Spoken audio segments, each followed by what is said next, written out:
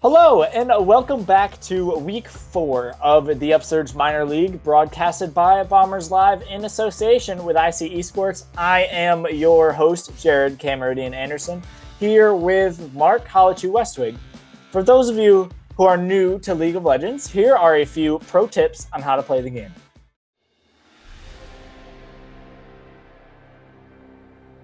League of Legends is a team-oriented strategy game where two teams of 5 players work together and attempt to destroy the enemy's base. While that sounds simple, it's easier said than done. Players can choose from a roster of over 150 champions, each with their own playstyle and unique set of abilities. With 5 players on each team, there are hundreds of millions of possible team compositions, meaning no two games are the same. Teams play on opposite sides of a map called Summoner's Rift, which is divided into 3 lanes, called bot for bottom, mid for middle, and top for, well, top. In between the lanes is the jungle, a shadowy area full of neutral monsters that can be taken down to earn powerful rewards for yourself and your team. It's really more of a forest, but just go with it. Each team typically sends 2 people bot, 1 person mid, 1 person top, and puts another in the jungle. Each lane is a path between each base protected by several turrets. You need to destroy the enemy's turrets to get into their base and win the game, which sounds simple, but turrets are very tough and take time to knock down. A single champion on its own is nowhere near strong enough to destroy one. To do that, you need the help of minions. Minions are small, computer-controlled units that walk down each lane in waves. Each team wants to use their minions to push up to the enemy turret in order to chip away at it while it attacks the minions. Taking down towers, minions, and enemy champions grants players gold and experience that they can use to empower their abilities and buy items, making them stronger.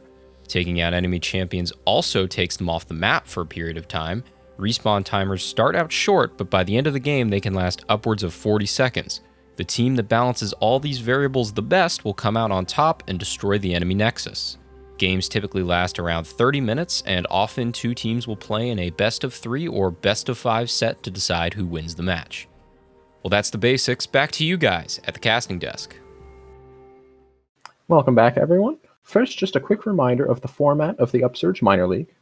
So there are 8 divisions of 6 teams each, and after one round-robin playthrough, the top 3 teams from each division will advance to the playoffs, where teams will compete in best-of-5 series to crown themselves the champions of the Upsurge Minor League. Ithaca College is in the Elder Dragon division, and after the 3rd week of round-robin play in this division, there is a 4-way tie for first place. Ithaca College, World Class Galaxy, Dragonclaw, and Eclipse Esports are all tied at 2-1. 5th place is BINX Warriors with a record of 1-2, and finally IW Titan White coming in last at 0-3. If Ithaca College were to win their series tonight, they will clinch at the very least a tiebreaker match for playoffs. While the last place team, Titan White, is not technically eliminated from playoff contention quite yet, it will require them to win both of their next 2 series, and even then their fate is not completely in their hands. Which really just makes tonight's series even more exciting, because we have 2 teams, one at the top fighting for that first place, and one who's fighting to get in playoffs in general. But going into the rosters, we firstly have Ithaca College on the blue side. In the top lane, we have Eli Ron. Jungle, we have IC Sandbag. In the mid lane, we have our boy Garfield Lazaga. ADC is CF Card, and finishing us off as support, we have Man Walnuts. And on the BINX roster, in the top lane, making Gordon Ramsay proud, is Lamb Sauce Located. Jungling is Faded Blade. Holding down the mid lane is KSM Riju. And the bot lane for BINX will be Isenalot and Sveti Savak. These games, I feel, are going to be really important. And there's a couple picks I just want to bring up before we get into our series today. And I want to start it off with the Jax pick. Both Eli Ron and the top laner for the Warriors really enjoy picking out these carry top lane champions, especially one that can take over the game like a Jax. So if we see a good lane matchup for a Jax, I'm assuming we're going to see it tonight, and that's going to be something that is really going to be super impactful. My second pick that I think we should really look forward to seeing today would be CF Card's Jhin. This pick he has pulled out in both of the last 2 series, and it has really just hugely impacted games. From his flash fourth shots to just his huge curtain calls, it's really been such an impactful champion that I really want to see him on again today. And this third pick is a new pick that I know if you were here last week, you heard us talk about, but it's the Samira. Being the newest champion out of the game, I just feel she is so strong and can easily take over a game. Even like she can easily 1v9 if needed. Absolutely. The Samira will certainly be a very hotly contested pick, as that champion just provides so much raw damage and utility to whoever really is wielding that champion. But picks to watch other than Samira for BINX are going to be Thresh and, funnily enough, Gangplank in the bot lane. We're not entirely sure how this is going to play out for this series in specific, but their AD carry player does play a whole lot of Gangplank. And finally, the very strong at the moment Akali pick. So it'll be interesting to see whether Garfield's Lazaga in the mid lane for Ithaca wants to pull out that Galio as a response for that. And going along with these power picks, I know I'm going back to something I already talked about, but I feel like this top lane is going to be our most impactful matchup tonight. Going back to last week, if Eli Ron had an immaculate performance in game 2 and 3 where Ithaca was able to win. Yeah, it's okay that his Ornn didn't win in the first game, but he pulled out a nasty Fiora in game 2 and was able to smurf it on Jax in game 3 to help Ithaca reverse sweep that series to bring them to the 2-1 scoreline they are at right now. And unfortunately, we are running out of time, so we are going to run to a quick break, and when we come back, we'll be getting you right into week 4. Hello and welcome back to week 4 of the Upsurge Minor League, where we have Ithaca College and BINX Warriors competing off. And before we get started, I figured we would just talk a little bit about patch notes and what has happened now that we've moved on to patch 10.21. Just to start off, a pick that I think we might be seeing today that we wouldn't normally see would be the Aphelios. He had gotten buffed in recent patches, if I'm correct, Mark? Yes, they increased his passive lethality by, I believe, 2 to 2.5 per rank, as well as making different changes to the different effects of his ultimate. For instance, the Gravitum root duration, I believe, is increased by a quarter second, as well as increased healing and damage on the green and red guns. Pretty big, especially for a champion that has so much late game potential.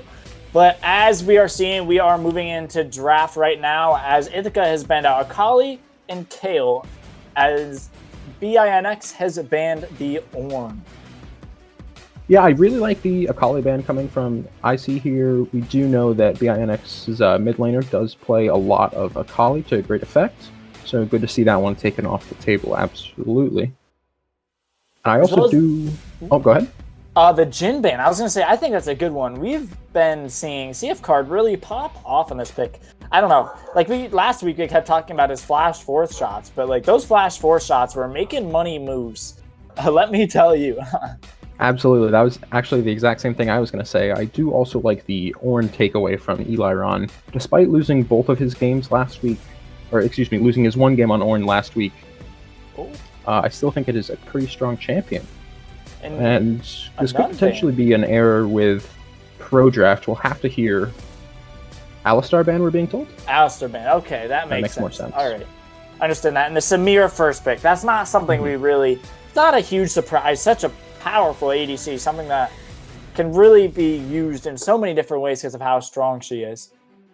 Absolutely. Although it is important to note that in patch 10.13, Samira was nerfed. Patch 10.13, what am I talking about? Patch 10.23, or whatever we're on now. I think we're on 21. 21? But... Well, the most recent patch, Samira's E cooldown was increased by 5 seconds at rank 1, down to 1 second extra at max rank.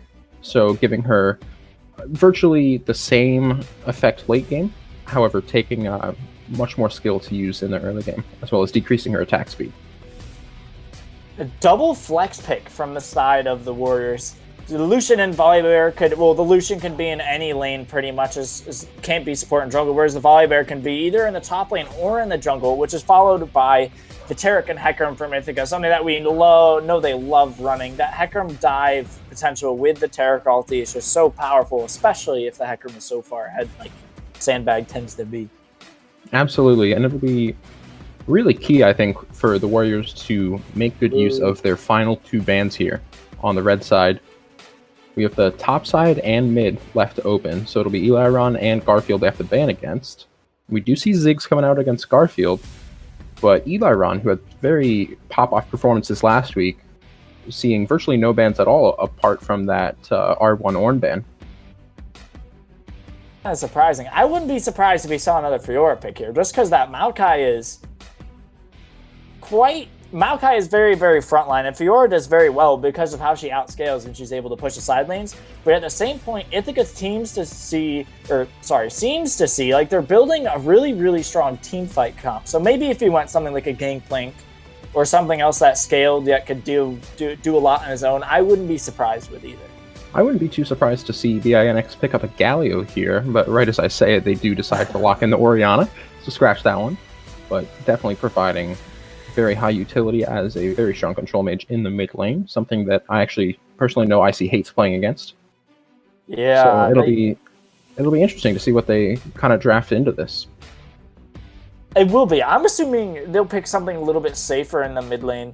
Maybe something that deals a little bit... Ooh, Shen. Okay, Shen is a top lane pick that we love to see with a global stand united that he can use whatever side of the map, which will be very, very good with him, along with it being a pretty decent matchup in the Maokai, from what I know. Absolutely. That Shen pick should almost completely nullify any chance of Garfield's Ithaca getting one-shot solo by the Orianna in lane. Just not enough burst to get through that entire stand united shield. So I think this is actually playing perfectly into what we were saying. Ooh, there it is. Ooh, you'll love to see it. Our favorite pick as casters, the Singed mid in the hands of Garfield's Ithaca. Such an awesome pick. It may not look fancy in the early game. He might even die a few times in the early game. But come that late game, he is a machine. And this Ithaca comp, with how they're building it, they want to go in, and they want to go in hard. Absolutely. And what we were talking about earlier is that both these teams are going to really want to play throughout their top and mid side. And I think that's mostly true for BINX here, picking up the Camille, Orianna. They've got the hard ganking Volibear jungle. Whereas I think IC is kind of going a bit more towards the Samira carry route with the Shen and the Tarek to help keep that Samira safe.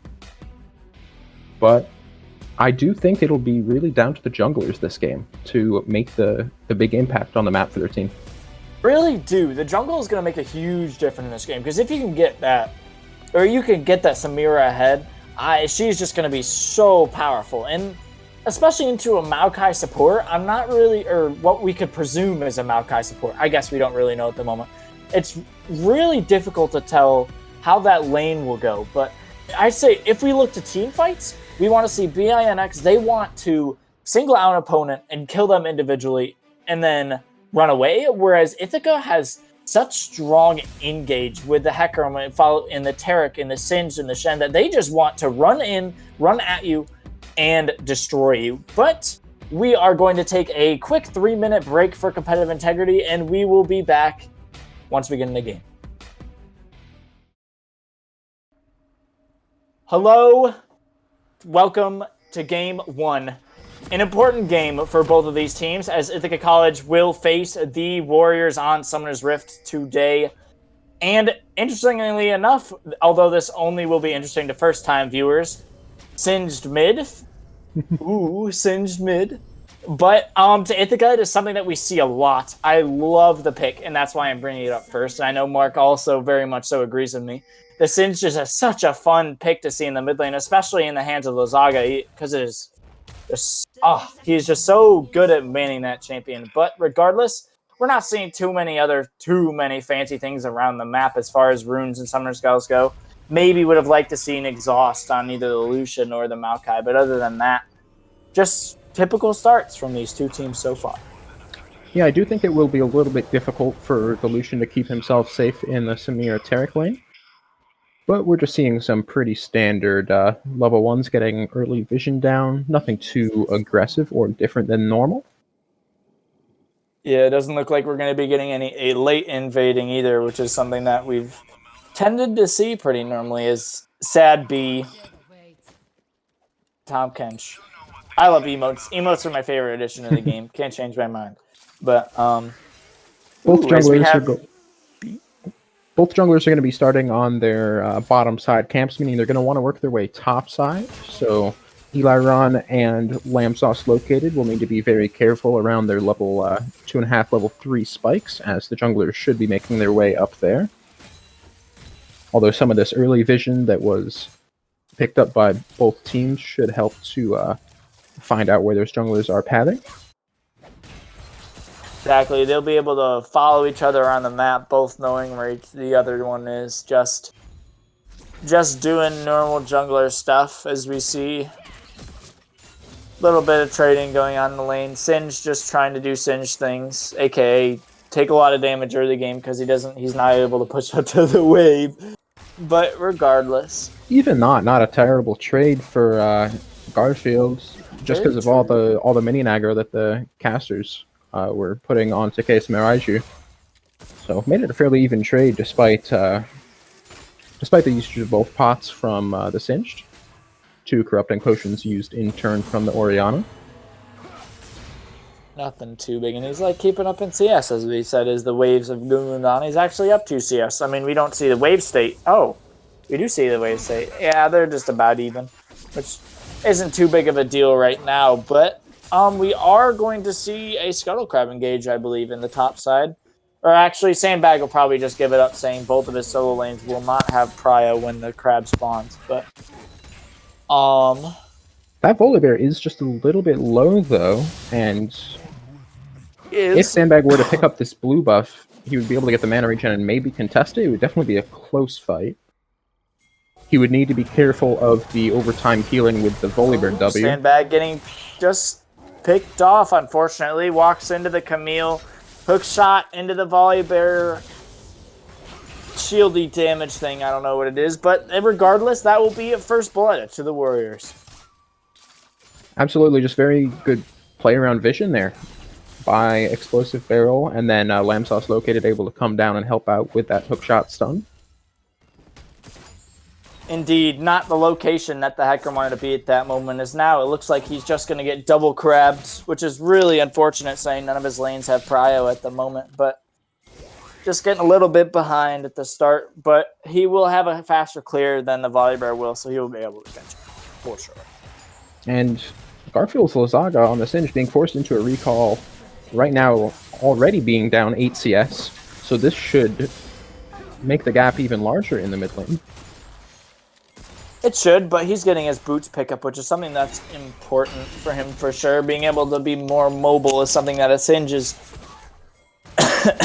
something the Singe really, really needs, because he is just so hard to clear camps as him. But he did go for the Null Magic Mantle piece first, which I think is smart. Just trying to stay a little bit more healthy against this magic damage-based Orianna. We see Camille getting the push into the Shen on the top side, and now actually a teleport back from Raiju to the mid lane. Really actually surprised that we didn't see an engage go in with those junglers there, because they both were in Sandbag's bottom side of the jungle, but they didn't see each other because how the way they walked. They kind of just did a little ring around the rosy thing, which I just find kind of surprising. I don't know, I just expected to see them, but regardless, Sandbag is now able to get this invade because the Volibear is on his wolf camp, which is going to be kind of huge for him, getting a little bit more gold back from what he lost from the first blood and the 2 Scuttle Crabs. Yeah, and I'm actually a little bit disappointed so far in the solution pick, because usually when you pick Lucian, you really want to go for those aggressive E-double auto Q trades, and if you can get the double auto off after the press the attack proc as well, but so far I've just been watching these health bars and nothing is really going on here in this bottom lane. You ideally want to be either freezing this lane as solution or pushing super hard and trying to deny CS with poke, neither of which they're effectively doing. We do see them trying to push it in, but it actually is kind of getting held in a pretty decent freeze by CF Card and Manwalrus here, which is putting the Lucian at a disadvantage as their CS is even, but there are those extra 3 minions to pick up for CF Card, so a slight advantage there.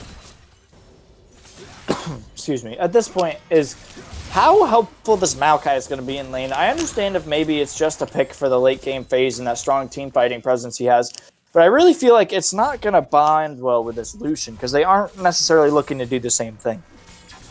I believe the thinking there is Maokai has a CC ability to lock down the Samira that can't be blocked by the Samira W, which is good thinking, and it actually can pair okay with the Lucian, as it is then the free press the attack proc with the same combo I was talking about earlier for the Lucian.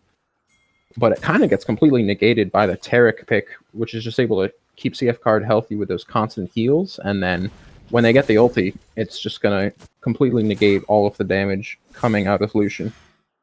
I agree. It kind of just seems like the Maokai picked himself into a counter pick, but... Or I guess the Maokai was locked in before the Taric, but we just didn't know it was going to support. I'm wondering, though, this is just something that I don't know. Oh, engaging the bot lane as Maokai flashes onto the Samira. The W to go away. Dazzle landing down to 2 characters. It's now Sandbag to join the fight. Huge Hecker ult into the Maokai who gets killed. Meanwhile, but the Volley Bear will be able to take out Man Walrus rather, and he will be traded by the Shen, who is able to come down with the ult. So overall, a 3-for-1 trade for Ithaca College. Oh, huge Singe flipped onto the Orianna, who is trying her best to run away, but is just getting... Orianna's out of mana. She is out of mana and has to flash, but she will get followed in. Flipped by Garfield's the Singe solo kill. Love to see it. You absolutely love to see that. Literally down half the amount of CS that the Orianna has, but still able to solo kill just because of those Merc Shreds. And a beautiful OP. cancel on the Blast Cone with the Singed flip. That's a crazy play and something that you really love to see. The great counter gank coming out from both Eliron and Sandbag there, being able to utilize that global ult plus the speed of that horse. Just something that's really, really going to help Ithaca win this game. But, missed hook shot onto the Shen. Looks like a little bit of training. Taunt landing on the Camille, who is taken very, very, very low now. Probably about 2 autos from dead, 1 auto, and Eliron will just run away. Eliron is probably going to look to go in about 10 seconds if Camille stays at this low HP. But here comes Volley Bear. Volley Bear in for the gank. Shen taunting away, getting smited down. Will use his W shield to try to run away. Gets ulted by the Camille, who will not... Will take tower aggro and will fall. As now Sandbag is here for the counter gank once again. Will be taking out Volley Bear, and we are going to be seeing a very, very strong top side from Ithaca College so far. Actually, overall, a very strong team from Ithaca, I believe. Absolutely, the only ones not having the best of time, I would say, is Man Walrus. But I mean, that's what you sign up for when you pick support, right? Yeah, you die for everyone else, right? Yeah, support's just the ooey not fun role. I'm sure I'm making our producer really happy now saying that, but just kidding. Support's a lot of fun. I suggest playing it, especially if you're playing solo queue, so people don't get autofilled to it. Wait, I didn't say that. But okay, I just want to go back to something I was thinking earlier. Oh, never mind. Sandbag is now ganking mid lane. Ult misses onto the Ori, who ults herself, but just a little trade going on. A lot of ults blown, but no summoner spells this time. Okay, now maybe I'll get a chance to talk about it. I'm assuming this trade top lane's going to stop, as it looks like it will. Heck yeah. Can Samira W block Orianna ult? Can it block that shockwave? So it won't block the Orianna ultimate. However, what it will do is it'll block the ball. So it'll displace the Orianna ultimate. So if an Ori presses QR, for example, it'll normally ultimate where the Q hits, but it's likened to a wind wall where the Orianna ball will stop on the wall. So it'll hit only the Samira if the Samira's in the front line tanking it with a W. Okay. So it can save the team from getting hit by the full force. Yeah. Interaction that we may see later in the game, but currently we are seeing the side of the Warriors taking down the Rift Heralds, which will be very important for them because they still have plate gold for 3 minutes. So that's a lot of gold that they'll be able to pick up. It's the pretty standard first Dragon for first Herald trade. Yeah. So in this sense, giving up the stats of that one Ocean Drake plus, I guess, the small threat that you are going to stack that soul an extra 5 minutes earlier, you're trading that away for about 500 golden power plates if used well. And if used perfectly, you also get the first tower bonus gold. Very true. We'll have to see what they do with that Herald as we move up. Just a reminder that for Dragon Souls, we will see 4 different kinds of elemental drakes: Ocean, Mountain, Cloud, and Infernal, with each drake giving their own buff. And after the first 2 drakes spawn, the map will change to the type that the 3rd drake is, and then we will only see that 3rd drake for the rest of the game. So for example, Ithaca has picked up the Ocean Drake. There's a Mountain Drake spawning in a minute, which means we will either get an Infernal map or a Cloud map, to which we will have for the rest of the game. Now we should see an incredibly fast shove here from the Ithaca College bot lane, as Sveti Sava on that Maokai is out of mana, needs to recall. And, I mean, we've been seeing the Lucian just farming up, I believe, the last 70 farms since he's backed, and he will finish off that Blade of the Ruin King. But it will result in the loss of a wave for the BINX bot lane. So far down around 12 CS, it's about 2 waves. Not a bad lead for Ithaca at all. Right now, the overall gold lead is even, and after going down 1k after the first blood onto Sandbag, come back around 2k. Seeing that big gold deficit right now, being around the mid lane, where because of the CS difference that Lazaga has right now, as well as the CS difference, causing a gold lead in the top lane, as Eli Ron has fallen behind 20 CS, even though he has participated in almost every kill.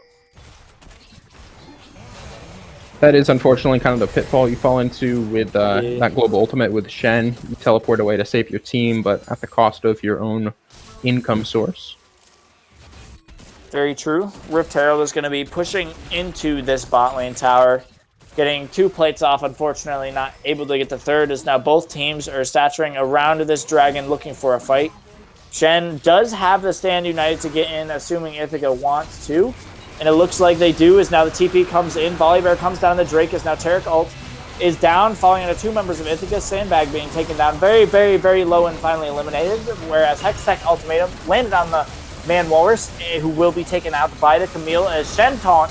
Huge Shen taunt and a huge Samir ult. Holy damage. That is why you love to see that damage for that champion. A triple kill, quadra kill coming out now for CF Card. Woo! That Samir ult turned that fight around in a flash. It was looking very, very one-sided, and then Samira clicked one button and the fight was over. It's a shame that Riot Spectator Client doesn't let you see the style rank Samira currently has, but I was just waiting, counting up the different abilities used. I was like, oh, there's about to be an ulti. Let's wait for it. And then just absolutely decimating BINX Warriors for a quad, barely avoiding the penta kill. Raiju able to just get away over the Dragon Pit. Very, very huge. And for those who don't know, how the Samira ult works is it stacks up, I believe, 6 or 7 stacks. 6 times, yeah. 6 stacks. And you get a stack every time you use a unique ability or auto attack. So usually what you want to do on Samira is that, didn't stop her back, I guess, is you want to auto attack, then use an ability, and then auto attack, and just strafe in that little combo until you can get those 6 stacks and you're able to unleash that super powerful ultimate, just like we just saw. And that ultimate is just so good. It deals damage, applies lifesteal and critical strike on every bolt fired, and it will hit every enemy champion in the target range. It's so, that ultimate is just so powerful. It's like a Reaper ult from Overwatch, or a Brimstone ult from Valorant if you want to go there. That's a tough stretch, but I'm going to fit it in anyways. But regardless, Ithaca is now still in a gold deficit. Even though they have up 5 kills and they just got that triple kill, they're still down quite a bit of gold in the top lane and in the mid lane, as we see 600 golds on the Singe. Sorry, I mixed up Shin and Sen. Singed and Shen. Holy cow! That first tower really helping them there.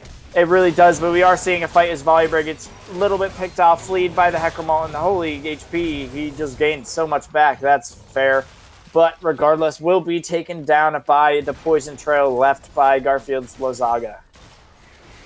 Really good to see Lazaga pick up that kill there. You just want to kind of boost him towards those 2 core items of Leandri's, and I am completely forgetting the name of the other item. Rylai's, the one that slows, yep.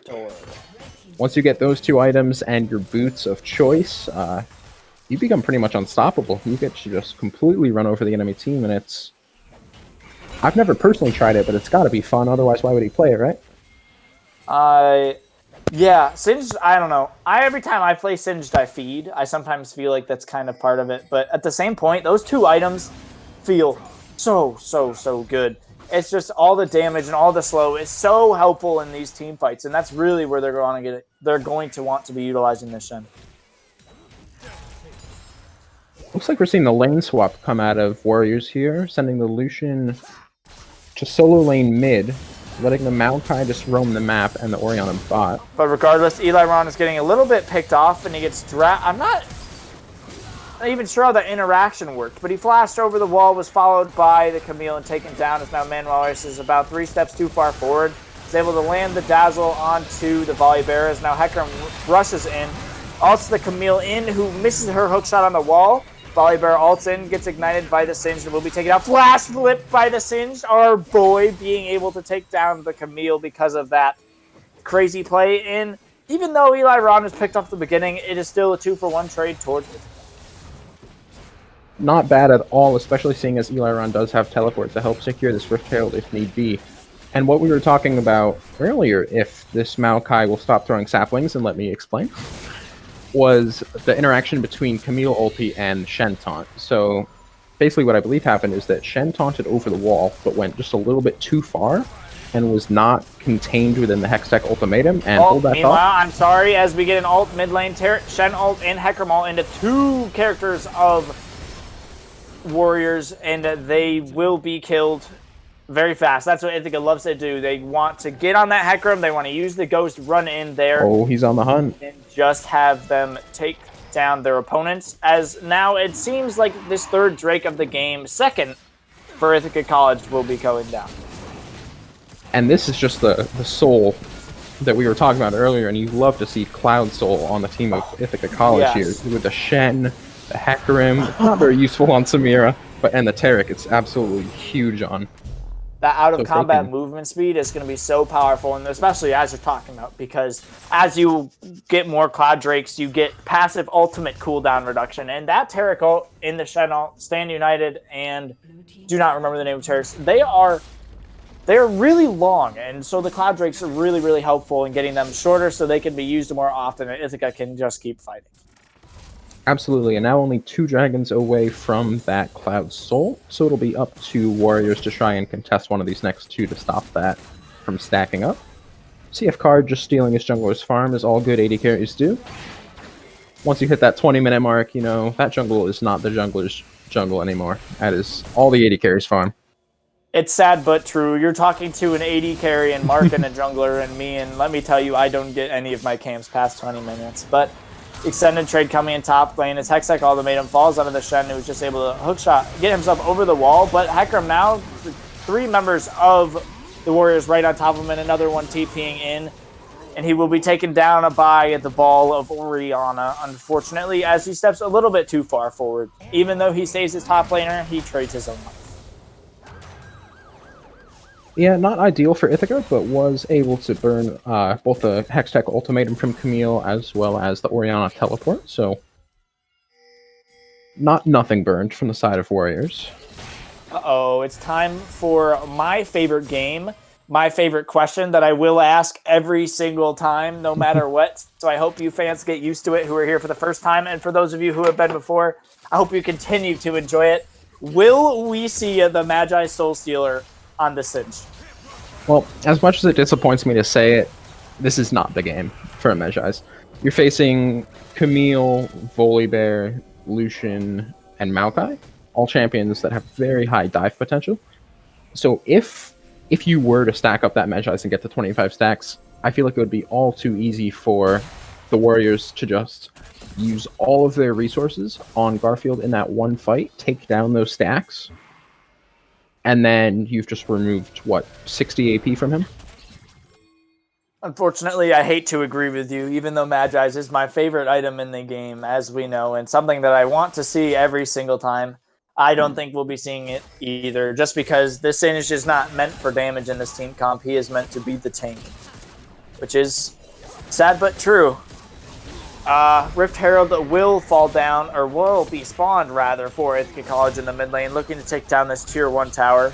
Orianna flash. Oh, Orianna. That's unfortunate, but alas, we will see an engage onto the team of the Warriors now as Ithaca dives in. Volibear running out of the fight as Orianna is taken down by the Samira in the backline. Rift Herald will not get a second shove, unfortunately, but that was questionable on the side of Reiju there. Flashing over the wall, throwing out his ball, and then just having it come back and ulting himself with no one else around. That's not what you want to see, man. That's for sure. But holy Samira damages as you flash ults into the backline, going maybe a few steps too far forward. But fortunately, the shutdown gold will go over to the Maokai. Flash from the Camille into the Hextech ultimatum onto the Hecarim to hopefully take down Sandbag and kill him. But he is so fast through the phase rush. And stun onto the Camille, who will still stun him up, as now BINX Warriors is trying to sacrifice his own life for the cause, but it looks like he will just be sacrificing Sandbag's life as well. Yeah, this could be a run for Baron for BINX. Definitely going a little bit too aggressive there on the side of CF Card. I think they knew that they had the Stand United available, but that shield just was not very big, as it is only the rank 2 Shen ultimate. Only shields for about 500, and I mean, despite how far behind the Warriors were at this point, they still do damage with picks like Volibear and Lucian. Camille is so strong, about to finish her what looks like to be a Ravenous Hydra. And now that they picked up this Baron buff, it's going to be difficult, because Ithaca may have a lot of engage, they may have really good team fight, but what they really don't have is good wave clear, and that's something that is really important against a team that has Baron buff. Absolutely, but if we keep seeing Orianna shockwaves like that, I don't think there's going to be too big of an issue. Yeah. Yeah, I don't think Raiju's contract is going to get renewed next year, if you know what I'm saying. I'm either that or he's just not going to be playing Orianna anymore. I don't know, but this Orianna pick is not having the biggest shockwave impacts that we'd want to see at this point. But alas, the third Drake has just, the second Cloud Drake has just spawned, hoping to be picked up for the third Drake of Ithaca College or for the second Drake of the Warriors. But both teams just staffing around it right now. Camille going to pick up that bot wave before the fight hopefully starts. Do notice, though, that Ithaca College does not have the Stand United for this fight. They will have it in a moment, but they do not have it at the moment. And, importantly, their Samira does not have Flash. And that is an important cooldown to have if you are the carry from Ithaca. Absolutely. Everyone should be keeping your eyes on Man Walrus for that ultimate. The Taric ultimate can be so huge in this fight for them, I feel like. I agree. Dragon is now started up by the side of the Warriors, slowly being taken down. 5,000 HP left. Ithaca will soon be looking for the fight as Shen has a flank. Hecarim going in and being able to steal the Dragon. Volibear trying to jump out of the fight to get out, but Shen is just 1v9ing. Holy moly. Samira ult into the backline, being able to take down 2 now from the side of the Warriors, and that looks like it will be the fight with the Dragon going down to the side of Ithaca College, and 2 kills for just the life of the Shen. Yeah, absolutely. Coming out on top in both facets there for Ithaca College, with a 2-for-1 trade and managing to steal that second dragon, or excuse me, the second Cloud Dragon, the side of Ithaca College, their third dragon. So Soul just Point. 5 minutes away, yeah, from that Soul Point. It's a very important. Cloud Drake may be the worst soul in the game, but it's going to be very nice in the Hecarim, as now we see CF Card stepping 3 feet too far forward, and holy moly, he was just taken down by that Camille, who is looking very strong at this point. I mean, when I see that, all I've got to say is imagine playing ADC in 2020, right? Lol. I don't know, that's kind of like ADC at any point in time, unless you're a Fed of Felios. But Samira unable to 200 years that one, unfortunately. Not opting for the second item, Bloodthirster, instead going for the Essence Reaver into Infinity Edge. I believe now that those components, BF Sword and Vamp, are going into the Bloodthirster. I mean, being that strong, it doesn't surprise me too much. Even though she's going against the huge amount of dive that the Warriors have, I really just feel like the IE is going to give CF Card so much damage. I'm not upset with it for sure. And we do have to... Lucian, though. Lucian to go a second item. Dominic's, but Volibear smiting a minion as now they try to dive under the tower. Sandbag will ult himself in, but it just looks like they're going to be trading a little bit. Oh, maybe not. We're seeing a Taric flank now from Man Walrus as also 3 members from the Warriors push it. And oh, Singe is there too. I didn't even see him. But regardless, Ithaca will be able to take out the 2 members of, or at least one, as Camille now runs away. She will be smited down. They will get the 2 kills, but they might have to trade 2 inner towers for it. Do you think that one's worth it? You know, at this stage in the game, I actually think I do, because there was, I believe, a shutdown on the Camille there, and I was just looking at the gold before the fight, and despite being up at the time 6 kills, they were down 2k gold. Now it has dropped to a little under 1k now. About 800, yeah. And just looking at the graph, you've got a 2k lead for CF card, but a 1.5k deficit for Eliron in the top lane. I mean, I feel like the farther this Senna is ahead and the farther this Lucian is behind, the better, because Lucian is one of the main damage sources. I guess I can't really say that, but Lucian is a huge damage source for the side of him, for the Warriors, and having him behind and not dealing much damage is going to be tough, because Lucian already struggles with taking down big tanks, and Ithaca has 3 of them, so 3 of them and a bruiser. So it's going to be really difficult for that Lucian to get online, but alas, Camille is able to pick up his slack where he does not have damage, because she will be dishing out the deeps, as they say. Despite being 0-3, though, that Lucian able to keep up fairly well in CS, so keeping the gold lead to just the kill difference, which, albeit, is a lot. Yeah. 300 kills times 8 is most of his lead, honestly. Or all of his lead, rather. But crazy stuff to see. I do think part of the reason that BINX is actually still playing this game with a gold lead, though, is all the shutdowns that IC gave over to them. That's I know, true. Especially that 1,000 shutdown from Samir was pretty pivotal in giving the gold lead back to BINX there. I think he gave multiple shutdowns, Safeguard. I think Safeguard gave multiple shutdowns. Yeah, both of them to the Camille. So that's why this Camille is so strong at this point. It's not necessarily that Eliron is weak. It's just that Lamb Sauce, I'm not even going to try to pronounce that name. I'm going to call him Lamb Sauce. Lamb Sauce is so far ahead. It's the Gordon Ramsay special. Lamb Sauce located. Oh, okay. Oh, that's why you said that earlier. Okay, I had no idea, so I just kind of was like, haha, yeah. But, okay, I understand. I'm just still going to call him Lamb Sauce because I'm going to forget what his last thing is. But regardless, seeing Dragon spawn 10 seconds now, something that Ithaca really, really wants to pick up, it being that Cloud Soul. Camille's going to start rotating her way in now as the Shen will back and look for a Stand United in. Dragon has now spawned. Dun, dun, dun, but regardless, we will only be seeing the Shen come into the fight if the Camille decides to commit her TP, because if that doesn't happen, Ithaca will be losing one inhib, if not multiple, depending where that wave is. But teams just staturing themselves around the Dragon right now. Garfield's Azagi getting chased down, but Sandbag has a huge flank, able to put down his ultimate onto the Maokai. Volibear ulting in, as well as the Taric ult, landing on 3 members of Ithaca. Channeling up her ult. Here comes the ult, melting that Volibear, although he is still so damn tanky. And he will be taken down for the double kill on the Sins, even as now he is just running down this Lucian.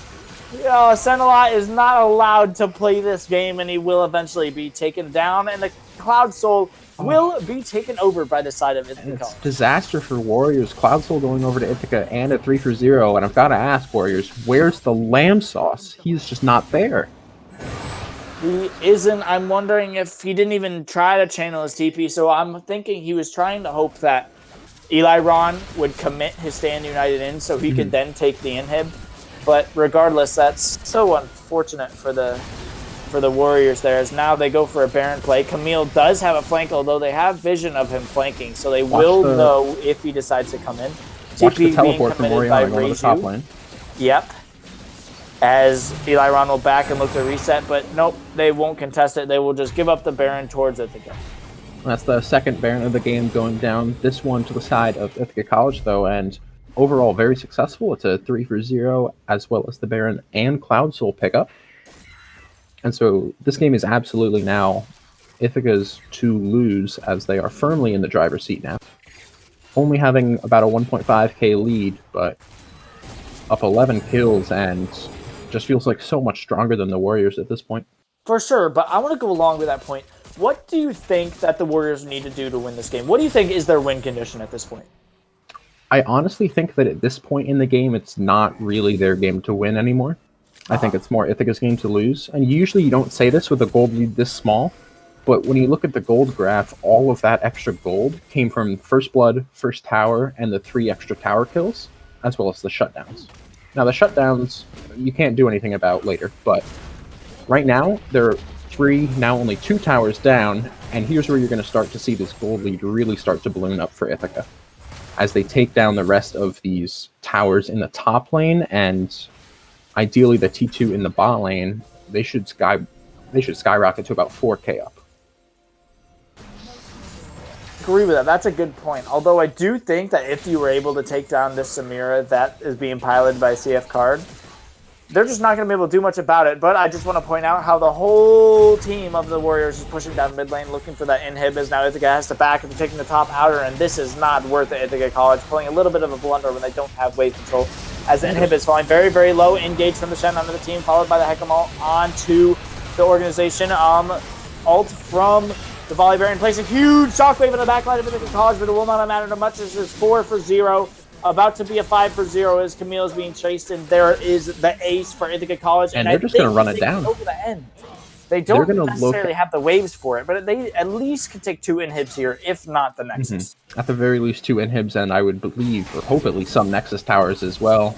They've got 30 seconds or 25 seconds now with no one alive, and even then it's just going to be the Lucian coming up first. So they're going to have to wait for everyone to have respawn to be able to go in together and avoid just dying one by one. But they look like they're going to go for the end here.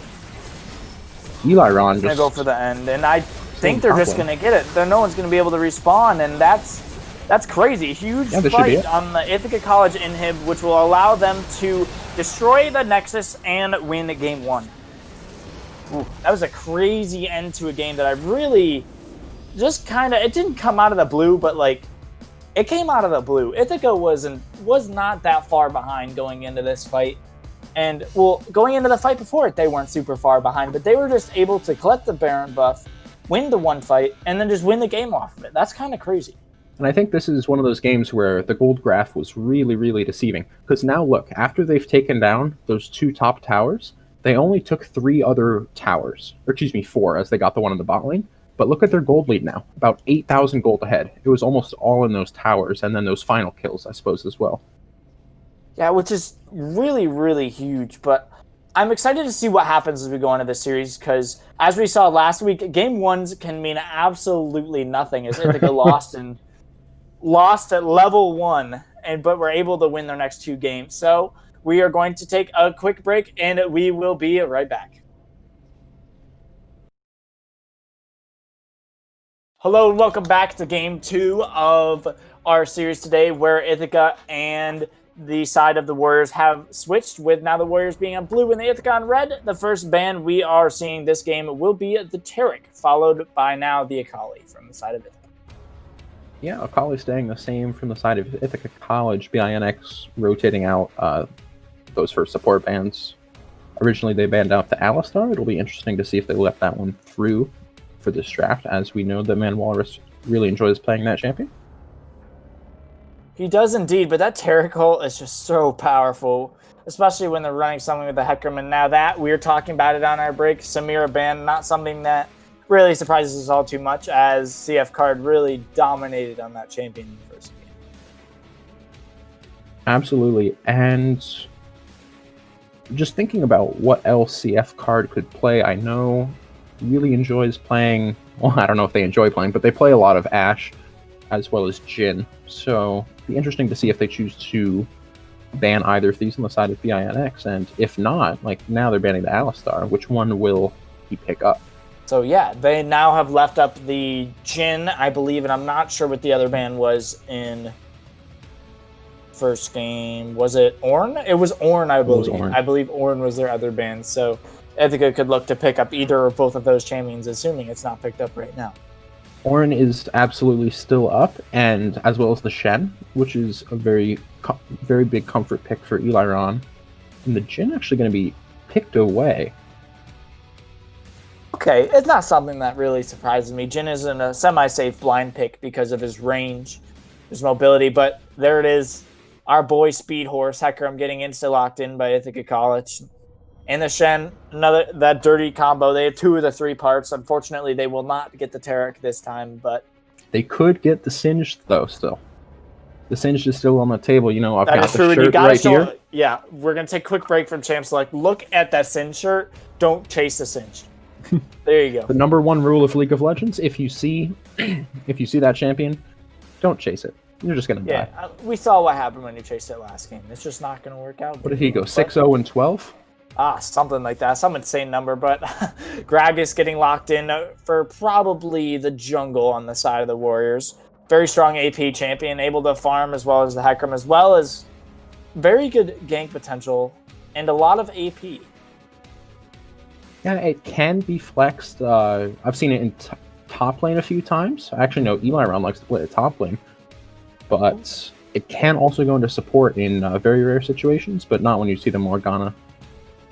Yeah. Nope. It's not going support with that Morgana. That Morgana has taken over that role. Looking to Black Shield her Morgana mid. It could be. That's a luck support. 100%. I am putting money on that being a luck support. That's something that I know that CF Card and Manuelars have been practicing. They've been playing a lot of Jin Lux. Unfortunately, they're only getting half the combo, so I would not be surprised with the Caitlyn lock-in, assuming it does not get banned away. I was about to say, Caitlyn would be it's kind of the opposite.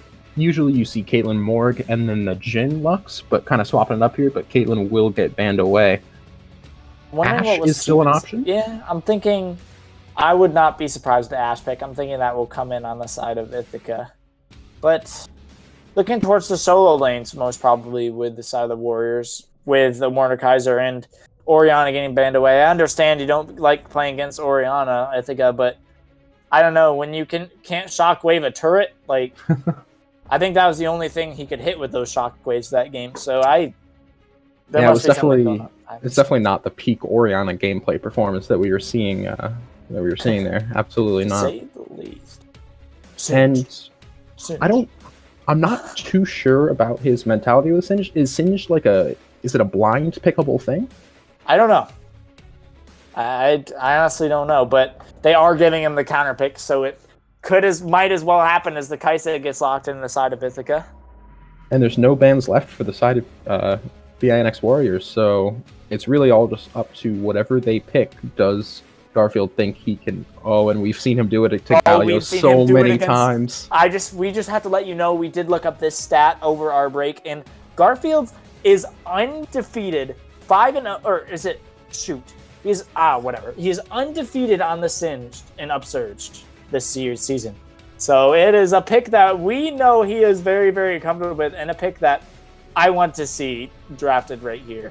By far his best and most comfortable pick, and I think it should come. He has had so much success against a Galio. The one thing I could see is it's not great into a Morgana. Okay, I understand that pick too. Oh. Well, Zig's another one of the Garfield specialties, although I am kind of sad we aren't seeing a Singe today, but alas, It's okay. We forgive you this time, Matt. We already saw one, and he went 6-0-12. He didn't want to ruin his Singe KDA for the day, you know. True enough. I mean, KDA is just really important, but looking forward to this game. Ithaca is running a they're running a comp looking to do somewhat the same thing with the Hecarim and the Shen just trying to run in there and start a team fight. Whereas now they just have a lot more damage instead of the beefy front line that they had before. Whereas... go ahead. Oh, I was just going to flip sides to talk about the other team, whereas now the Warriors have picked up kind of the Ithaca style. They have so much engaged with the Camille Galio, being able to use the Hextech Ultimatum into the Galio Ultimate that is semi-global. It's just going to be huge, really easily able to start fights. Absolutely. And I do think that, back to the previous note really quick, Ithaca College's pick potential is actually really heightened from just the Hecarim Shen last game, with the Lux Binding, the Ziggs Ultimate, as well as Kaisa just going to be able to dash to anyone CC'd by any of her allies.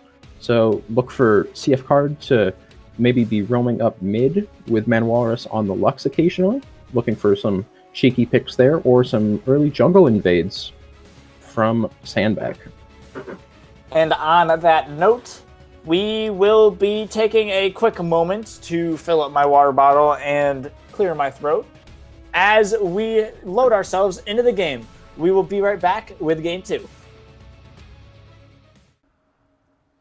Welcome to Game 2 of the series today. A very, very important series. Realize that the Warriors, with losing this series, assuming they lose this game, which may or may not happen, who knows, they will have a very tough time getting into playoffs, whereas if Ithaca win, they will lock their place into top 3, I believe. Or I could be wrong with saying that, but I believe they will lock top 3. Please don't quote me on that.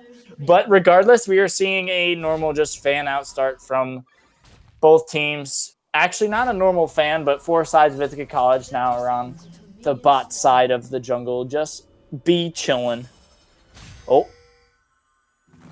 First blood. Technically, did first damage being dealt by Manwalrus onto Svetislava on the Morgana. Forgot who champion was, as, oh no, our poor Bormark has DC'd, so you guys are stuck with me for a bit.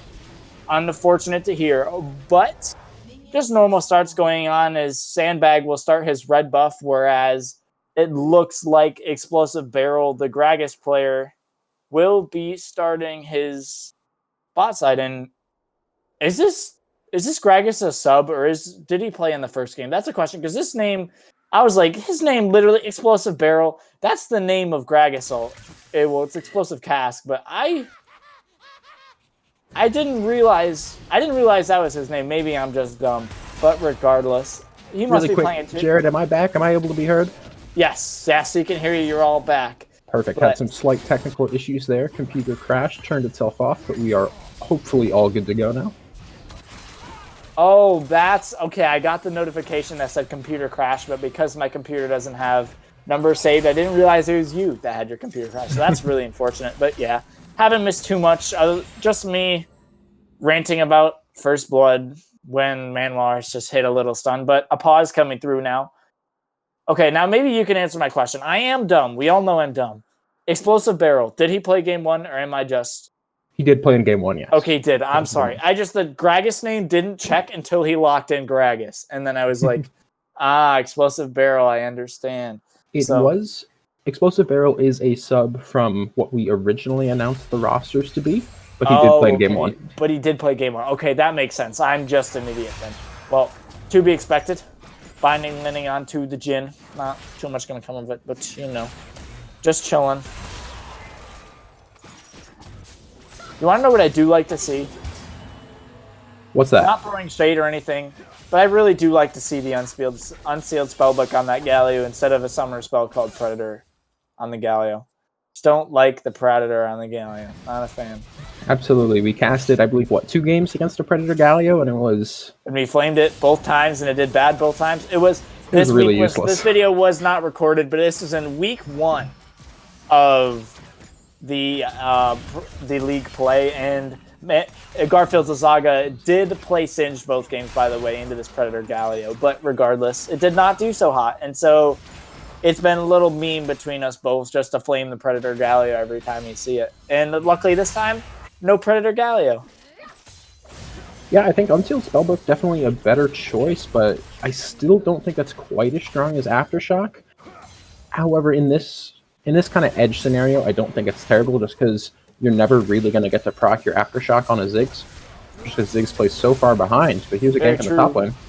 But early Galio roam top lane will be taken very, very low by the towers. Now Gragas has shown up to maybe do anything. We're getting trolled by directed camera now instead of seeing top lane. But regardless, CF card taken very, very, very low by those trades, not blowing any summoner spells, though, on either side of the field. And honestly, not a single summoner spell was blown on either side of the map. So we're still looking at 10 summoner spells strong for both sides. Whoa, hold on there. Sandbag doesn't have Smite up right now. 9 summoner spells. Flash, 4th shot. Q from the Jhin, though, will take out CF card for first blood as the flash. On to the Jin, who will then be taken in by the Hecarim and eventually taken down by the W.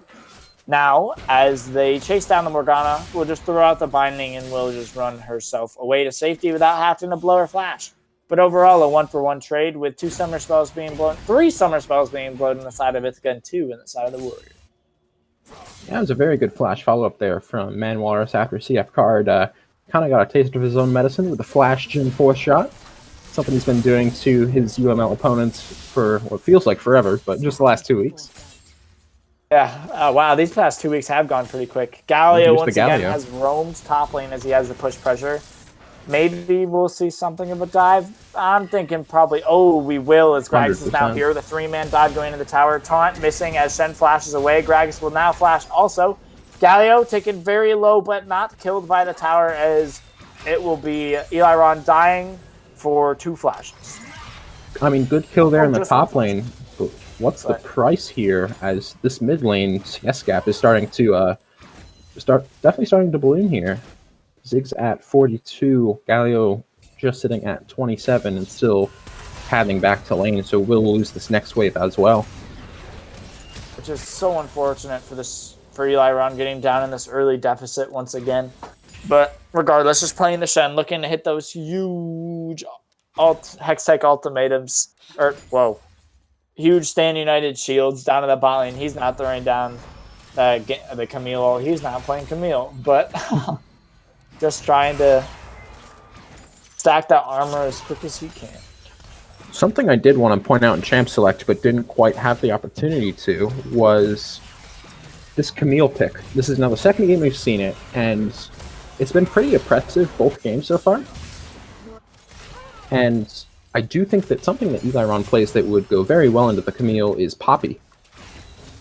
I've seen Eliron's Poppy play before, and it is absolutely stellar. So I would have loved to see him bring this out. Of course, he did pick Shen before the Camille was picked in rotation, so there's no way he would have known. But if this series does go to a 3rd game, I think it'd be pretty obvious that Camille is the go-to pick against Shen and tends to do pretty well into it. So maybe an adaptation there, bringing in the Poppy or some other top laner. That's very true. Could become very helpful indeed, but alas, we are stuck in game 2 right now, where we have a Camille versus Shen for the 2nd game in a row, which is uber exciting. The Gragas of Explosive Barrel, though, is starting the Mountain Drake, which is our first Drake of the game, and it doesn't look like it's going to be contested on the side of Ithaca, because both their mid lane and their bot lane are pushed in, and Sandbag is nowhere in the vicinity. Yeah, we'll just be the first dragon given over here. And looks like it will be the Cloud Dragon next, meaning we're either going to be getting the Infernal or the Ocean map. Both, I'd say, 2 of the more fun maps to play on. Sure. More fun and stronger. Probably, arguably, Ocean Soul is the most powerful soul, with Infernal coming into a close second, or maybe Mountain, I don't know. It depends on who you're talking to. I think Infernal's the second best, but not everyone agrees with me. So, an exciting game for sure once we get to see what the Soul Drake is. Engage on the mid lane, though. Sandbag is here. Flash will dodge away from the Hecarim E, although he will just run his way out because of the phase rush. So, nothing too big. Galio Flash going in for the Hecarim ult and the Ghost. Yeah, so far, bot lane looking pretty even. We have the 20 CS gap down for Ithaca College in the top lane, but up in the mid lane. But bot lane staying pretty even. Slight CS lead, 3-4 CS, but nothing too important. Because that kill, though, Jin does have the pickaxe compared to just Kai'Sa's double BF. Or, excuse me, not double BF. Double longsword. So, just slight 5 damage lead there. Think 3 swords greater than a sword and a pickaxe, but alas. Pickaxe, 1 sword is better than 3 swords, unfortunately. I don't know, someone's got to let me know what that pickaxe is made out of, because it does some serious damage. Could we say it's a diamond pickaxe? Okay, maybe I didn't have to bring it to Minecraft. Yeah, I thought it was kind of funny. Sandbag gonna run down and tax his laners a little bit, you know? I mean, gotta take XP where you can, right? The jungle life is a hard life, as we all know. Or as at least I know, because I am a jungler, but... I don't know, I'm watching this game extra careful because I think I'm playing top tomorrow. Oh, you might be playing some top tomorrow. And Clash, sure. For those who not know, Riot Games hold these semi-weekly tournaments or weekendly tournaments called Clash, where you can make pre-made teams of 5 and play in a tournament-style bracket, this weekend being 16-man brackets, which are fun. And for those who not know, Mark and I, we're teammates. We play on the same team. And tonight, or realize this weekend, Mark will be playing top lane. But Sandbag is executing under the inhibitor tower, I guess. Got caught out a little bit too forward and collapsed on, so well, he's just going to proxy a little bit before he will be taken out. Well played there to get executed, I suppose, instead of giving over the 300 gold. Very true, but Garfield's Ithaca, I think he is the one who will be taken out now. He's being collapsed on by 4 members of the Warriors. Unfortunate. Will use his ult and deal a bit of damage, but not enough to really get anything out of it as he gets taken down. Is looking towards picking up that Luden's Echo, only 1,050 or so gold away from that now. Also still sitting on those tier 1 boots, just has about 150 gold. So look for 900 gold on that Ziggs for him to recall and start hitting his true power spike. But this is objective number 2 that Ithaca is just handing right over to BINX. In that Rift Herald, it'll be interesting to see where they choose to use this one, as there are already a fair amount of plates dropped out in the top lane. I do have to say, though, even though that they've been dropping this stuff, oh, never mind, Shen taunting away from the Galio, or from the Gragas, rather. Galio out coming in, so is the Hextech ultimatum, and the Eliron will be taken down because of the 3 ultimates used on the side of the Warriors. But regardless, I wanted to talk about how there was a misleading gold lead once again. I mean, the Rift Herald's going to change this, but a 500 gold lead for the side of the Warriors with just 4 kills coming out was kind of huge. Lux ult missing as she gets rooted up, and she will just be chain CC'd, flashing away now, running for her life, but she will be taken down by the 4th shot of the Jin. But top lane, Eliron is 2v1ing under his tower, standing uniting coming in now as they taunt up the Camille and will chase her down. And overall, a 2-for-2 trade on the side of Ithaca College. It's a turret plate falling. You know, that's not so bad. Yeah, on opposite sides of the map, it was just a bit of an overcommit there on the Herald play on the top side, and Ithaca able to get 2 kills back for free, closing up this gold gap to just over 500 now, whereas it could have easily been 1.5 or 2k there. Oh, for sure. Definitely catching up on the spots they didn't get, but Cloud Drake is now spawning. Look, the side of the Warriors are starting to work their way towards it, getting vision, making sure it's able to be taken down, because Eliron doesn't have to stand united. Yes, he can TP the fight, but he's only going to be able to commit if the Camille of Lamb Sauce does as well. But looks like Ithaca is just going to concede their 3rd major objective of the game, giving up this almost a tower, giving up this Cloud Drake, which will turn into Inferno Soul. That's a fun one. I'd love to see it. Flash stunned by the Morgana, misses, but the Gragas will taunt in, and Kaisa ult able to bring her to safety. Eliron does TP in, followed also by Lamb Sauce, and it looks like Eliron will just get taken out, unfortunately. Not really what you want to see. A little bit of an over-anxious TP, but regardless, he will be the only one dying on the side of Ithaca as of right now. Definitely not the best of TPs. Camille did follow, but just not able to follow up there on the side of Ithaca. And now I think the game's really going to start to open up in these next few minutes before this first Infernal spawns. I think it's going to be up to BINX Warriors just to try and balloon this lead as much as they can and then fight as hard as they can at this dragon. You can see that Jin is still only sitting on IE components and Triforce components on this Camille, as we see Sandbag caught out. Caught out, getting Hextech ultimatums to death. Unfortunately, another casualty on the side of Ithaca, knowing that was warded.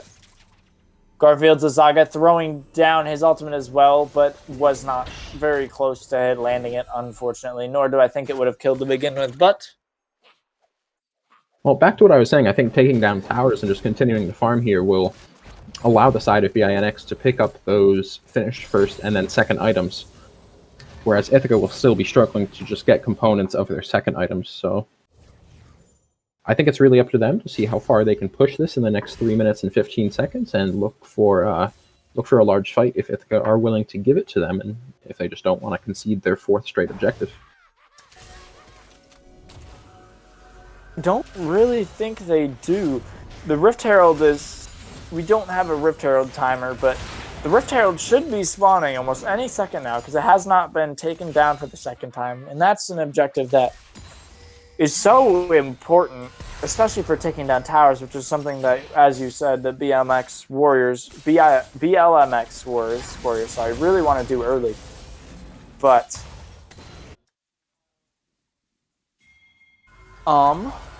looking for maybe a fight around the mid lane. 3 members of Ithaca with 4 members of the Warriors chilling around. Yeah, so far the one saving grace for Ithaca is that Luden's Echo Ziggs sitting a cool 41 CS above his lane opponent. Despite the Galio having 2 kills, I'm not actually a huge fan of the Galio's build choice here, opting for the Lost Chapter second after finishing the Proto Belt. I would like to see something a bit more tanky coming out of this Galio. I agree, because they're going to be really, really squishy, because that Gragas also has to build full AP. So if Ithaca is able to get a good fight in, they're just going to blow up the side of the Warriors. And with the one strong member being that huge AoE damage Ziggs, I could really see a fight getting turned by... I was about to say that. Didn't quite get him though. Unfortunately, the Lux ult will not land and will not take out Saba at this moment, but Sandbag is getting picked off into the top lane, will ult into the Camille, who is taken very low and eventually taken out. The Shen ult saving Sandbag now is Kaisa will be able to get a double kill, and this Kaisa CF card is starting to come online. Now this is not the standard Kaisa build we normally see. This is Essence Reaver into I have to just get some lethality item. I don't know if it would be... I have seen this build before.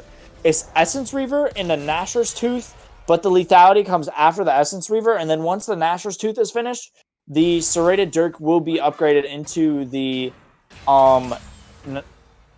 Edge of Night. That's what the item is called. So you just pick up the Dirk for extra damage? Yep, I think it gives you your AD upgrade if you buy the Dirk and the Essence Reaver, so I think that's why people are doing it.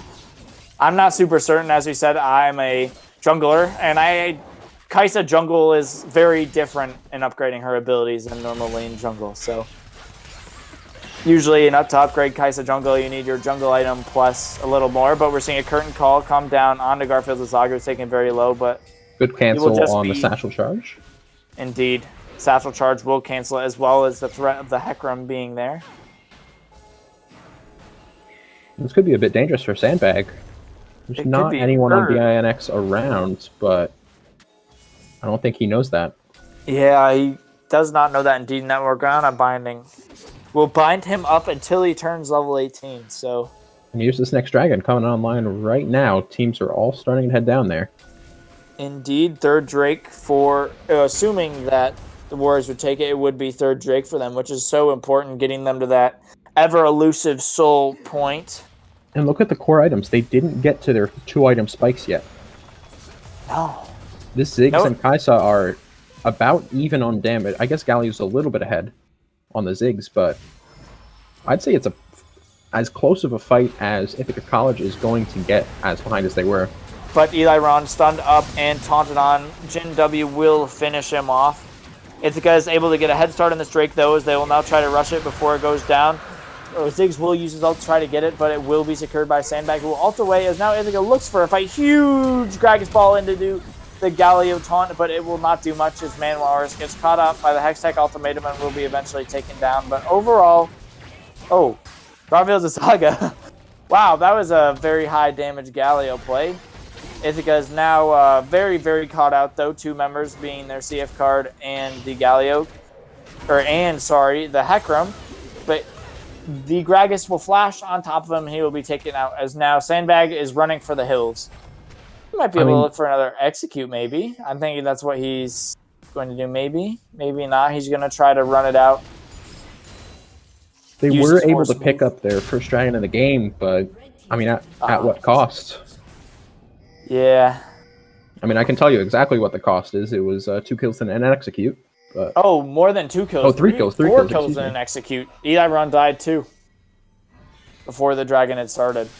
So not exactly worth, but they do push back the ocean. Yikes! The Infernal Soul for 5 more minutes. So that is, I guess, an important thing to notice. They should have the time to do this. You need to take it down by 1955, I believe. Oh, yeah, plenty of time to take down that Rift. 20 seconds left. And as always, the 20-minute mark is about to cross. The jungle is no longer Hecarim's. Yeah, it is CF cards for the taking. Hecarim has now reached his apex in CS and will no longer be CSing for the rest of the game. He becomes his dormant horse self, hoping to build the Trinity Force before half an hour, but who knows with greedy ADC players these days.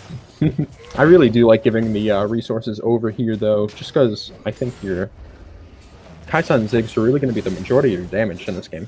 Yeah, it's the late game insurance that you're really going to want to deal with, especially because this Kaisa scales so hard, especially at the 2 and 3 item mark, that she's just going to want to get as much gold as she can so she can get this. Well, I guess we don't know. There could be different Kaisa builds, but what I'm going to assume to be a Nashor's and an Edge of Night. Yeah, I can't comment too much on those Kaisa builds, as I was saying, but I mean, usually the standard is nothing like this at all. You usually go tier into completed Manamune, then you have to get the pickaxe version of the pickaxe side of the Guinsus to get your AD upgrade, and then the Nashor's completes your attack speed and AP upgrades. But we're seeing fancy stuff this game, that's for sure. Now CF card is getting collapsed on now. Ooh. Not really what you want to see, but he will alt flash away, which is very good. He does have to blow his summoner spell, but he saves his life. Definitely willing to take that flash for life trade. Indeed, but if we can get a look at the gold charts, we are seeing quite a big gold discrepancy now in the game. Is the Warriors have pulled 4,000 gold ahead and now about to be even more. The majority of that is 3K in the bottom lane. Yeah, that's huge. It's the reverse of what we saw last time, which is not really what you want to see at all. And then the other 1.5K being on the Camille over the Shen in the top lane.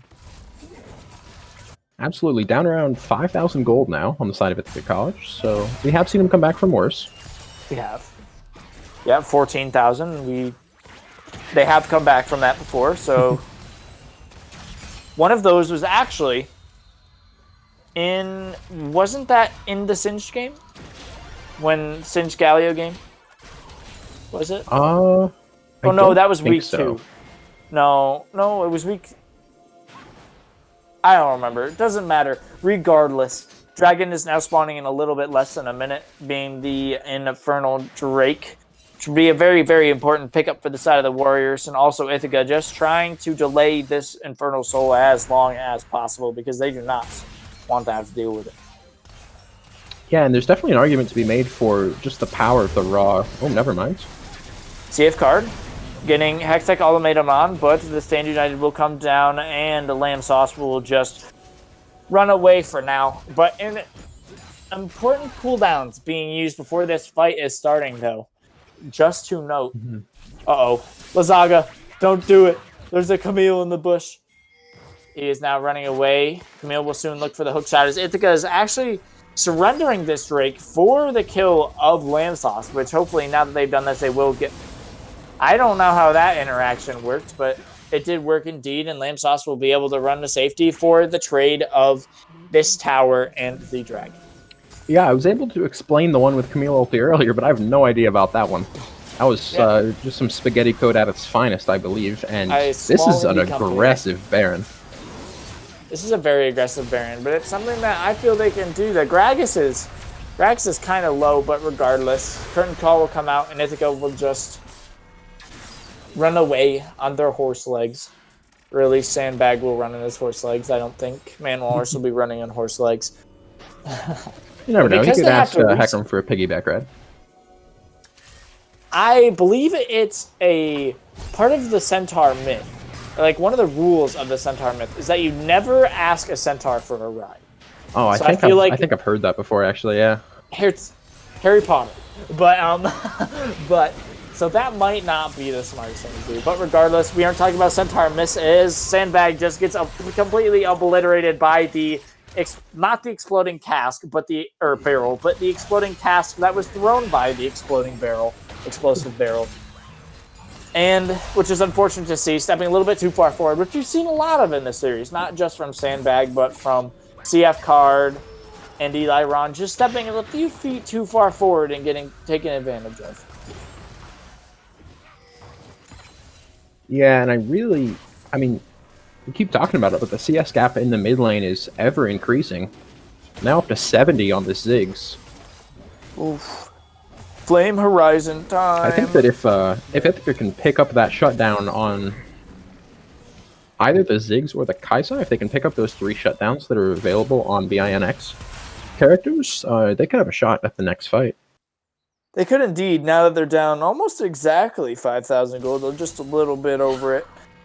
Oh, look at those items, though. The Jin has 3 completed items plus boots, and Kaisa is just sitting on items. 1.5. 1.5, true. I was right, though. It is the Nasher's second item into, I don't know if it's an Edge of Night third item, but some sort of lethality item, I would presume. Which also means she will be going more of an AD style Kaisa. Because I believe after you go that lethality item, you will build a GA. Or at least that's what I've seen the 2 times I've seen it built. So. Mm-hmm. I mean, I could be wrong. Have been wrong before, but regardless. I do have to give lots of props to this Jin, though. More than 10 CS a minute. Very impressive work there. Yeah. For those who don't know, 10 CS a minute is like the quote-unquote, like, it's like, oh no. That feels bad, man. But 10 CS per minute is like an important milestone for League players because it's not something that is easily done. It's almost perfect CS. I don't know the exact terms, but I believe it's almost perfect CS, and it does not happen very consistently. But regardless, the Jin is able to do it, as now Lazaga is able to picked off in the side lane. Explosive Cask will miss, and he will get Hextech Ultimatum. Now that should be a dead stopwatch by the Gragas, and he will be taken down, as now Camille is running for her life, flashing over the wall, looking to get away, and I believe she will, as now Sandbag is trying to defend the mid-inner tower from the bot lane of... Here comes the rest of Ithaca. But here comes the ult, the Lux ult hitting at both of them. Jin heal coming out from the Jin as he misses the W, but Kaisa being able to run in. Galio ult will only knock up CF Card, who is a little bit too far forward and will get 4-shot and killed. Curtain call now coming out. Flash from the Galio onto the Shen, who will now be taken very, very low as the Shen ult does so much damage, dodging the ult, but not dodging the binding, as he will be locked up for the rest of his life. And this should be a free Baron for the taking for the BINX Warriors. They've got all 5 members alive to just 2 on the side of Ithaca. I agree. This game is starting to look a little bit bleak for the side of Ithaca College now, as the Infernal Soul will spawn in just under a minute, as I waited for it to go under a minute because I'm cool like that. But they now don't have... Garfield does have ulti. He could look for a double kill and a steal. That would be huge, yeah. Oh, as well as the Lux ult. I forgot about that one too, but will look like they will just back off as Galio stepped maybe too far forward, landing, getting hit by the binding, but no, Ithaca will just run away because they do not know the health bars of the Warriors and how many people are around. This Galio is looking very, very chunky. I'm wondering what he's going to build third item, and a question that has been asked millions of times and will be asked millions of more. How do you feel about a Dark Seal getting upgraded in Galio? Do you think it's worth it?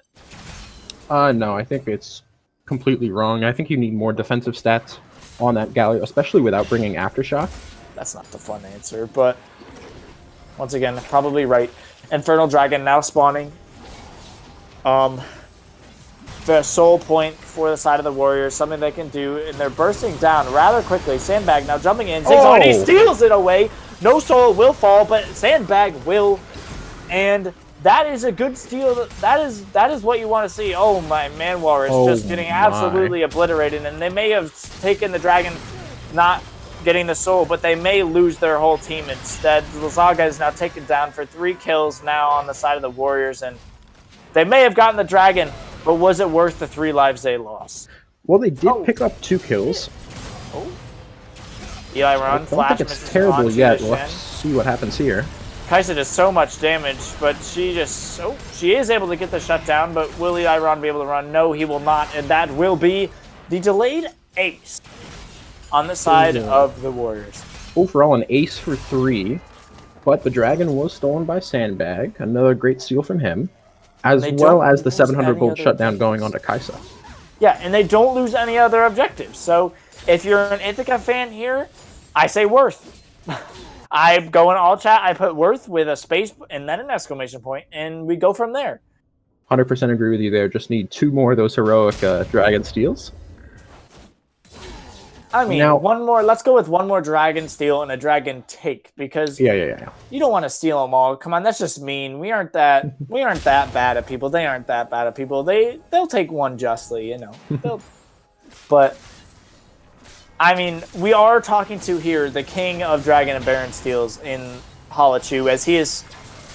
I have never seen anyone steal as many ults, or as many major objectives with Jinx ults as this man right here. It is absolutely insane, and I still doubt him every time, even though I shouldn't. But starting up the Baron on the side of 1 second. Another fake Baron start. Fake Baron start, yeah. They're just backing off. Doesn't mean too much, I guess. Now what is this Kaisa building here? It has to be going into the Gwinsus with both the Amp Tome and the Recurve, but that Dirk is still just sitting. Dirk is just chilling. I guess she's looking for more attack speed. Maybe she doesn't have her attack speed buff, although I think she would with the Nashers and the... no, because you're missing out on the... No, you should have it, yeah.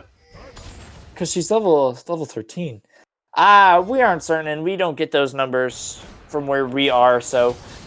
Maybe she just feels like... I don't know. I don't think overall the Rage Blade is a bad item. It gives you AD, AP, and attack speed, so it's able to help stack all 3 of her passive upgrades. So it's not a bad item. It's just you're not seeing where it usually is from the side of a Kaisa. Oh. Absolutely. And now, if you are Ithaca, I just want to look for this Jhin, which is exactly what they're doing right now. I really do, and he will flash heal away. His Lux ult will land, and he will be 1 HP, but the Kaisa ult will come in, and we'll be able to take down both of them. Holy cow, this Kaisa is doing damage. And we see the pings coming out on Baron now from Ithaca as well. We will, and we are sorry, CF Card. We will not judge your builds anymore. They are good. You are carry. We believe in the Kaisa.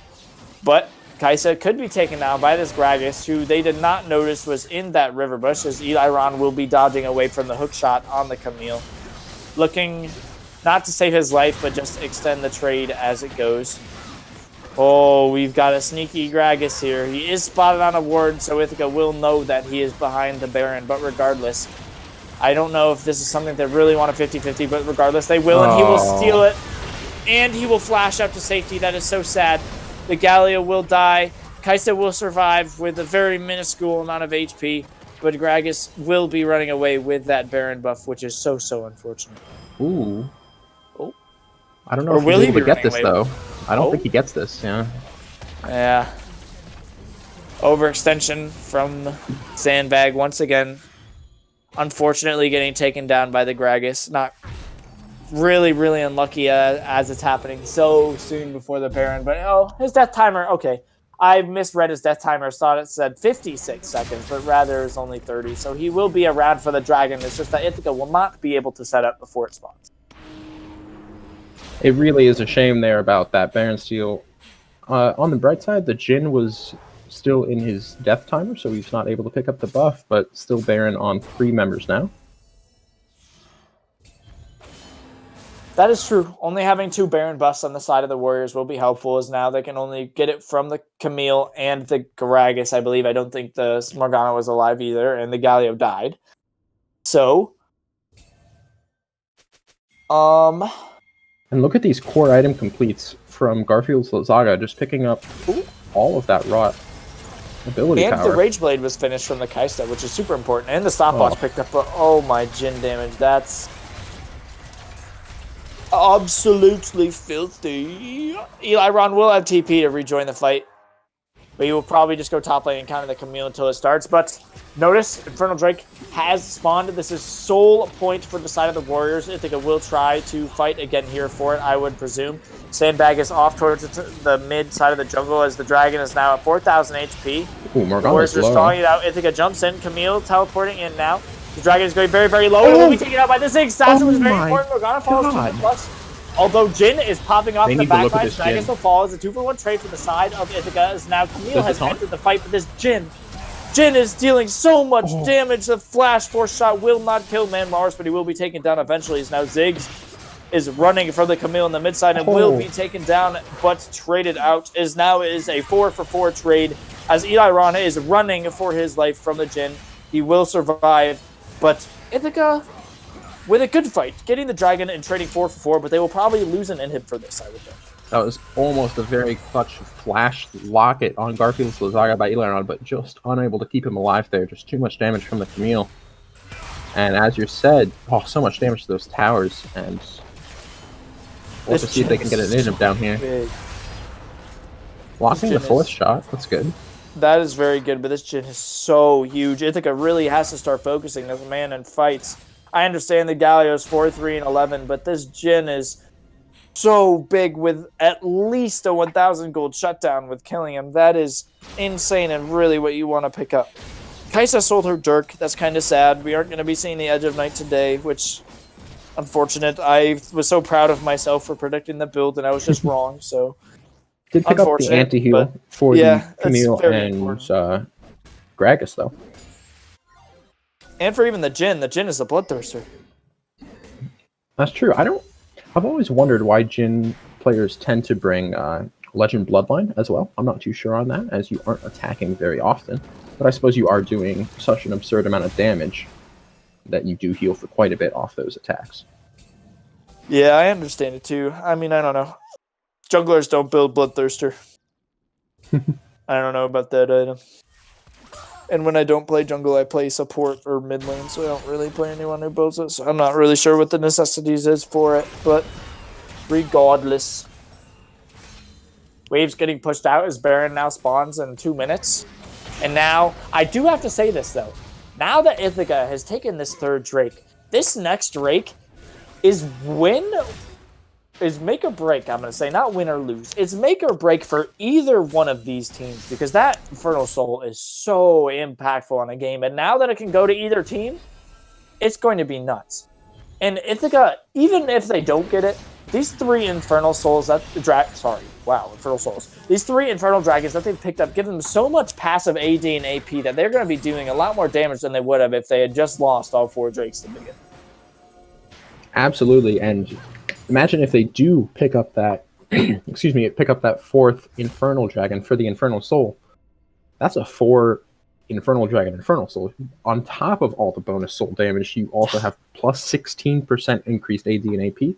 And when you're looking at a character like a Ziggs, and a Kaisa, and a Lux, that is huge. That's an entire Rabadon's passive, basically. Yeah. Yeah, that's huge. And by the way, for those who don't know, Rabadon's is the most expensive item in the game. So it's like, well, it's only the passive, it's not the 120 AP, but the Rabadon's is 36 or 3,800 gold. Like, that's a lot of penetration, though, or not penetration, there's a lot of magic damage they will be gaining, or physical damage on the side of, well, I guess Kaisa will be getting both, so it's even a bonus for Kaisa. Is that how that works? She gets both the AD and the AP? Is that a thing, or is that just me trolling? No, I believe it is both, yeah. We'll have to fact-check ourselves at the end, but... Yeah, I'm not. Oh, no. But... if you just put me in a room and made me answer the question, I would guess yes, you get both. But yeah, I would too. I'm not 100% sure. I feel like that's too OP, you know? I don't know. I mean, it's Riot Games we're talking about here. They made Aphelios. They made Reyna. Riot Games did make Reyna, but Reyna is not this game. They made Samira. Heck, Akali is OP, but Warriors will be starting up this Baron buff on spawn. Shen will be able to use his ultimate or the teleport to get into the fight. I can't see how much the Baron is at. It is very, very low at 3,000 HP, and Ithaca will ult in, and they will go in. onto the fight as the Zonias will be used by the Gragas as well as the explosive cast. Kaisa is alone in the backline getting taken down by the Camille, and this is not going well for Ithaca, but alas, Kaisa does so much damage that she will be able to take down for the Camille as well as the Gragas, although Shen will fall to the hands of the Jhin. Flash binding will miss on the side of Sava, and overall, Ithaca did lose Baron, but they traded 2 for 2, which is good because both junglers are down in the solo spawning. That's kind of crazy. It looks like Ithaca will just concede it, which is very unfortunate. But they will concede it. That is not really what you want to see. Losing both the solo and the Baron in one fight, but regardless. On the bright side, you don't have Baron on the full squad. That is some true. members did die, but definitely have looking good very, very wave clear. tough here. Ithaca has pretty good wave clear with the Ziggs and the Kaisa to be able to clear out these waves, so they can survive it. They just need... What Ithaca needs to win this game is a definite fight. They've been half-winning fights, or taking fights even this whole game, and it's making them lose gold, and, well, here we're seeing them lose objectives, but they just need one solid win, one fight, and I think they can completely turn this game around. Yes, they've come close, but I think they can completely turn it around with that 1-1 fight. I agree, and I think the next big... the Baron is the next big objective coming up first, but I really think the teams are going to want this Elder. Oh, yeah. Elder with Infernal Drakes. Ooh. As long as the Elder doesn't break like it did in our Prophecy Cup game over last week, that'll be... Love to see it. And for those of you who do not know, the Elder Drake is so important because any champion who gets taken down a certain percentage of health will get automatically executed by someone who has this buff. So it is so important, especially when, for an example, last fight, you're seeing the Kaisa and Camille taken so low. If one of them had Elder, that fight wouldn't have been close. It would have been this is what they need. They need this kind of pick. They do need this kind of pick, and they will be able to get it on the Morgana, and there will be no waves pushed up for the Warriors to take anything on the other side of the map. But that is gold that they will very, very much so want. They will... It looks like they will take this inhibitor, but they probably would have been able to take it with anyway, so I say take the pick and go with it. Get that extra funneled XP now. You're only losing one inhibitor. It's worse you could lose for this Baron buff so far. Absolutely, and able to take off. I'm not entirely sure if Morgana had died in the previous Baron exchange or not, but I believe taking down another Baron buff off of the side of the Warriors. Now, how much longer do they have in Baron buff? That is another question. I want to know how many waves they have it before it will expire. Is it 2.5 minutes of Baron? I believe this is the last wave of Baron now, as we creep up on the 3-minute timer for respawning. Oh, yep. They don't have Baron anymore. Okay, perfect. All right, so that makes sense. Oof. Ithaca is down by a substantial amount of gold. As viewers should know, as you get later and later into the game, the gold lead matters less and less as everyone is getting full build. But that was one Jhin auto, not even a fourth shot, that just did 1,200 damage to that minion. So that's kind of juicy. That's a lot of damage. This Jhin is going to be very, very strong. And Ithaca want to do their best to jump on him and take him out of these fights. Yeah, this Jhin needs to really... he needs to either be picked out or stun-locked by Ithaca. Because there's no way you're going to be able to outrange him. Even with the Ziggs, you do have the rapid-fire cannon for Icenalot, and you're going to be able to hit him with a rapid-fire cannon auto combined with the Storm Razor auto, and you'll just be slowed and able to be in range for your future, for the rest of your clip. So really look for, I think especially Eliron, to look for the key taunts onto him, as there is no QSS, completely going all-out damage. Which honestly is probably what his team needs at this point. I don't know. They have a lot of AP, but they really... Oh, they do have a lot of AD. Okay, I'm just talking nonsense. I would have really liked to see a QSS, especially against Shen Lux. Yeah, I would too, but we aren't good players. Well, I mean, we're insecure. That's why we need those QSSs. I mean, what can we say, you know? If we were just good and could dodge like these guys can, then we wouldn't need it, right? We say as they're getting shoved in. Very true. Oh, Ghost in from Eliron on. Shen ult's not coming down just yet. Kaisa ult will come in though. Shen is down on the Kaisa. One shot. Jhin is just so fast and is able to run away from this Hecarim. Oh my god. This is unfortunate. I'm thinking that might be the game right here. Eliron. Yep.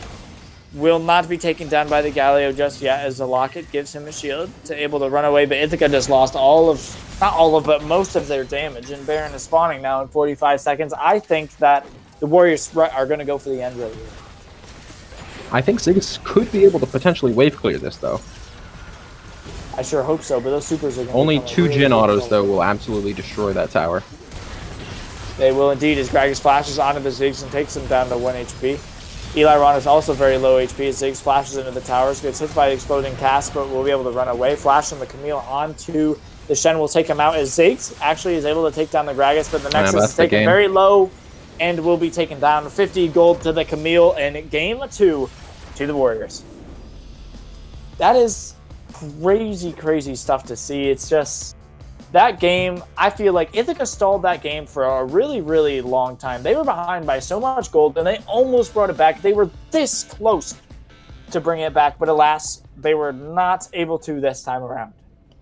Yeah, just unfortunate. They kind of just bled objectives throughout the entire game. They were able to get 2 key dragon steals, one by Sandbag and one by Lazaga, but not able to keep them in the game for long enough, unfortunately. And that Baron steal that happened is so unfortunate. The Gragas being able to use his explosive cask to take that Baron. It's just not what you want to see, but it is what it is, and we will be having a game 3 very shortly after these messages. Game 3, pivotal match.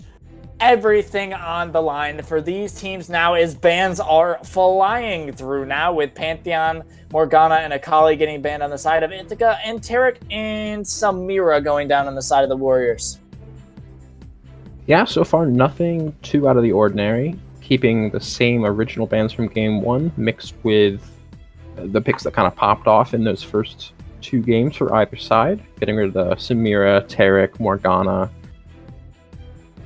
And then this Akali looking like a permaban against BINX, just not wanting to see any of that.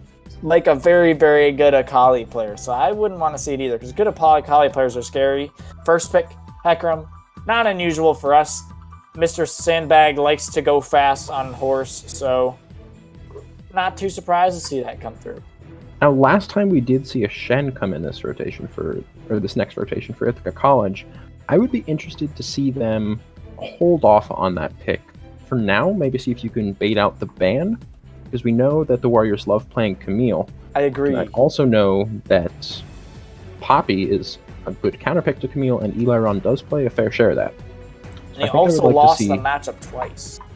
So that's also something to point out. He did not win that matchup either time. So it's like, maybe put Eli Ron, because we did talk about this in the pre-show, that we want to see Eli Ron on big, powerful pick like the Jax or the Fiora or the Scion or something fun and exciting, not Ornn.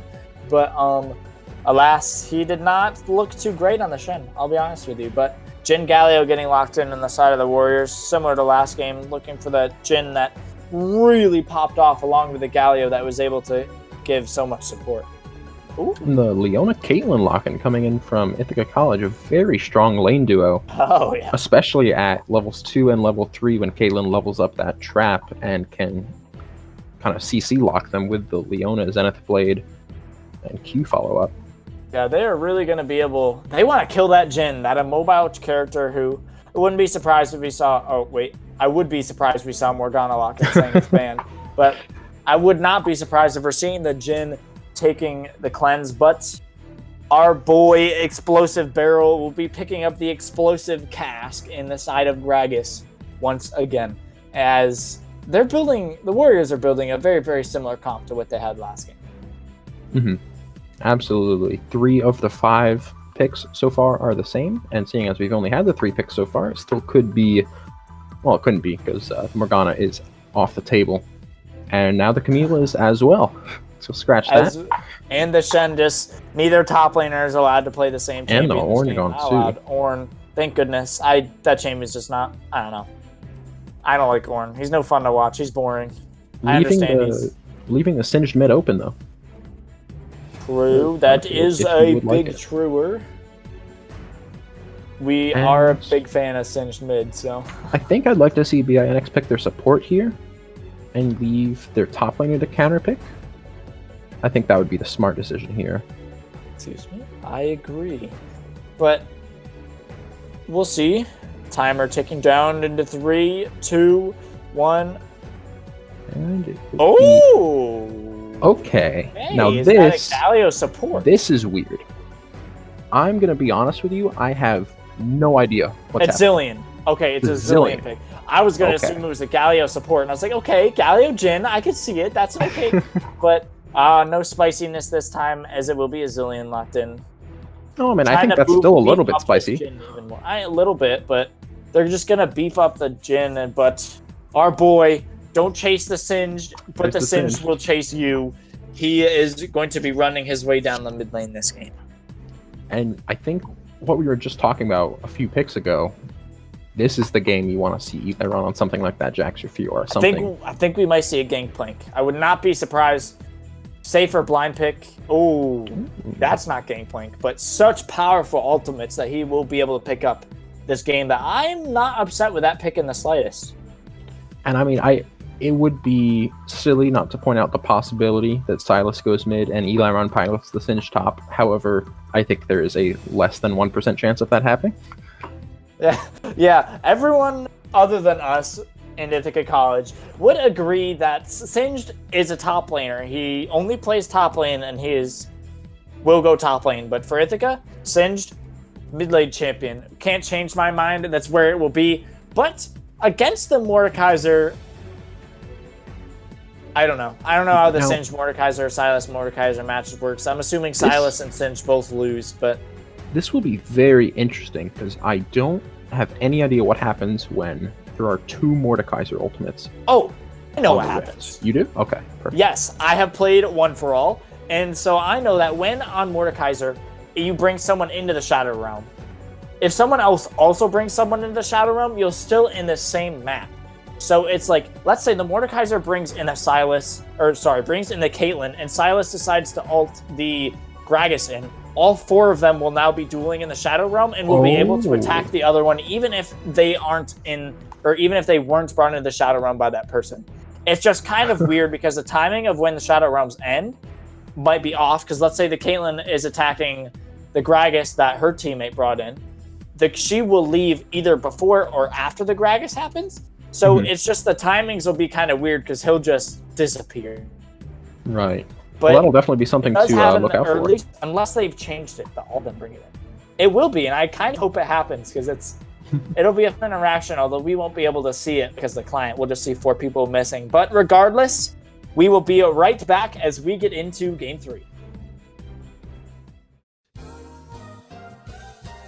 Hello, welcome back. Game 3, a very, very important game for both of these teams indeed. And I do just want to acknowledge really quickly that, yes, we are starting a minute in the game. We are very, very sorry, but we had a few technical difficulties coming into the game. So, unfortunately, you do not get to see the first minute or so of play, but nothing much happened, believe it or not.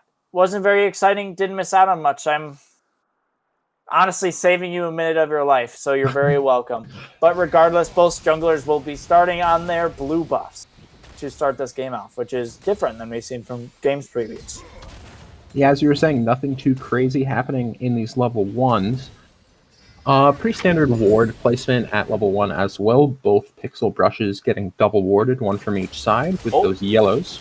Mini engage going on to the team of the Warriors. Just not too much taken, just half of Jin's HP, which will make him use his pop pretty early, which is unfortunate, but no summoner spells blown in. I'll be honest, we've been sitting here on this break, and I've been thinking it was a Zillion mid the whole time. I don't know why I thought it was a Galio support, but that's just been in my head for the past few minutes. Which, is it because we got absolutely slapped up by a Galio support that one time? It might be. I know, I think it's just because I saw the Zillion and it was like, oh yes, Lazaga plays Zillion mid. It must be a Zillion mid. So, but I forget that it's not Lazaga that's playing. You know? It was also hovered as a Aurelian Soul, which usually goes to the mid. That is also true. But regardless of my stupidity, we will just be getting into this game. And as we talked about a little bit before we got in this, I'm excited to see how these Mordekaiser ults work and if we can get any fun and funky combos. I'm assuming what we're going to see is a lot of jungle top 2v2s in the Mordekaiser ult. I think that's what we'll probably see.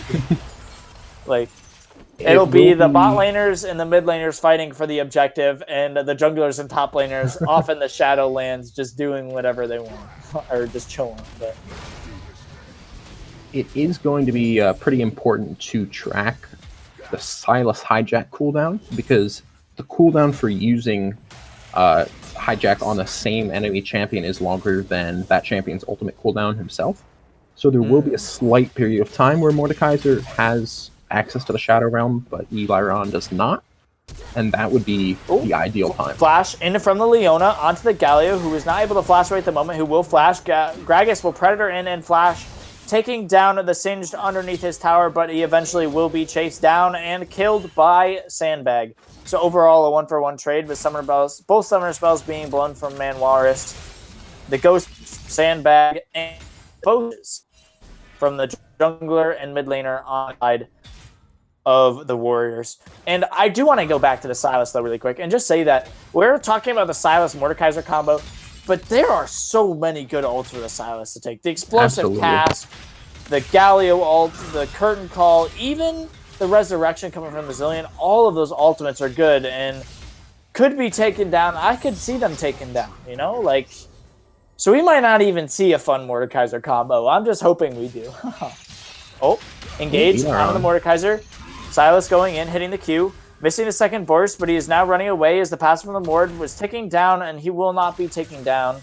Fortunately, he will have to flash, but he will survive at the moment. Sandbag eating the the W from the Gragas, but he will take down the ward, so hashtag worth. He gets the gold for it, doesn't have to blow anything. Nice, but... So far, this game is definitely much slower paced than the first two in this series we saw. Really? I think we've seen a lot of action so far. I don't know. I kind of disagree, but agree to disagree, I guess. As it is only 1-1, so I guess we haven't had too many kills, as both Leona and the CF card, or the Caitlyn of CF card, gets stunned up by the double bomb from the Zillion, and I used to have this thing while I was playing with my friends. I had a friend who used to be a Zillion main when we played the game. And he would always be like, "Ooh, you can't Killian the Zillion." So every time I see a Zillion, that's the first thing I think of. You can't Killian the Zillion. And, I mean, he hasn't died yet, so that proves to be truthful so far. But I just think that's a little funny and completely sidetracked. But Jin Flash did get blown in that little bush camp there. Indeed. Very, very important summoner. 5 minutes now he will have without it. He will still have the cleanse, so we will be able to get rid of that Leona CC. But Flash is very, very important to have on a mobile carry, especially early in the game if he can be taken advantage of. As we see now, Sandbag taking advantage of it. Oh, the barely missing from the Leona. CF card now is the Flash out away from the Gragas. Man, I wish we had replays, because I think that Jin W should have stunned Manwalrus as he was already marked. But, and I saw the damage tick go through. Huh. Maybe it's just my boomer eyesight, but... Maybe. I mean, you are pretty old, what can I say? But unfortunate to see, for sure. We are getting Infernal Drake to start this game out, so which means that we will not have an Infernal Soul this game. Maybe we will see the likes of a mountain or an ocean, but we do not yet know. Ithaca now looking towards this Drake. I mean, I am going to talk about the top lane, even though the Dragon's being taken, as Eli is taken in the Shadow Realm. Galio is here to back him out once he gets out. They do not know that he is here, although he will get taunted as soon as he comes out. Great timing from Reiju, and they will take him down. We'll be traded away for the dragon, though. That is true. So we can call it worth. I'll call it worth. Starting the dragon scaling early is always something that's so important and really, really good. But regardless, look at the CS discrepancy in the top lane, though. Oh, lane. Yeah, Eliron's getting lane kingdom right now, which is really unfortunate to see. Down by 33 CS already, 34 CS, 35 CS. But it just it keeps going. It just does. What can we say? But he'll get this huge wave. So we get this cannon, though, right? Yeah. Yep. Here comes the dive on the top lane, though. Three members. Indeed, dive indeed, as he now takes Gragas into the Shadow Realm. I don't know if he knows if Gallia was there, but it's giving Sandbag time to come up towards this dive, so it will be a 2v3 underneath this tower. Gragas still has the cask, as now he is tanking the tower. He will be taken down as the Galio ult comes in, and now they're looking for the dive, which is very interesting. Hecarim will ult in, and they will get the double kill, turning it, maybe get the triple kill now. The passive from the Mordekaiser is very, very strong, and Eli is taken so low, but he will dash himself out to safety and will survive as a 2-for-0 comes in for Ithaca. A failed dive from the Warriors. Very poor layering of ultimate abilities there. Oh, never mind. As Eli does not respect Mordekaiser at all. But our boy, the real, the mean, the lean, the Garfield's Lazaga flippy boy master is here. And he will not take down the Mordekaiser, but Sandbag will try to it, but he will... Oh, he's dead. We just overextended. Ithaca has overextended so much today, and I feel like that is something that we really have to take into account at this point. They have started throwing these games away just by getting a little bit greedy for these picks, and we just saw another example of it there, which is really unfortunate. That fight would have gone so well as a failed 2-for-1 dive with the mislayering of the Gragas cask. And it was the a 2-for-0 ultimate dive. Yeah, it was just... It was only a 2... It only got traded back after they overextended. Yeah. So a 2-for-0 into a 2-for-2 play, not what you want at all, but the Warriors already gaining a pretty big gold lead with 2 and a little bit, almost 2k gold at 9 minutes. That's pretty crazy, but Solar Flare will jump down to the Zillion, who will drop his ult almost instantly on him, which will resurrect him, assuming he's taken down. But regardless, Lazaga will flip it a 2v2 in the mid lane now. Lazaga will probably die. Don't chase the Singe, but Gallia will flash and take him out. Which is really unfortunate to see. The Singe 0-2 now. I mean, it is a Singe, so you know he just scales. The early game means absolutely nothing, but regardless, not what you want to see. Definitely not the start Ithaca was looking for with this game. Now, there is no Zillion ulti, as well as they know that Zillion had no flash, as he did burn it in an earlier exchange, so I think Icy's bot lane, here it is. Here the engage from Manuel onto the Zillion. He will be taken very low, taken down by the tick of the Ignite, which is really what you do want to see. You sort of wish the kill went on a CF card, but the kill is a kill regardless, and it is what you need at this point in the game. The Rift Herald did just fall to the side of the Warriors, though, which is something to note, as the tower plates are still up, and it looks like they're just going to instantly take this top lane. They could maybe look for another dive, although, yeah, Ithaca's jungler and the Lazaga will be roaming up towards the mid lane to help him out. So there will be no dive. Already the completed item out of that Mordekaiser are going to be doing so much damage with the Leandries. That's so huge. Leandries is just such a big early power spike to see. And because of the Mordekaiser Death Realm, it's going to be so hard for Ithaca to contest objectives.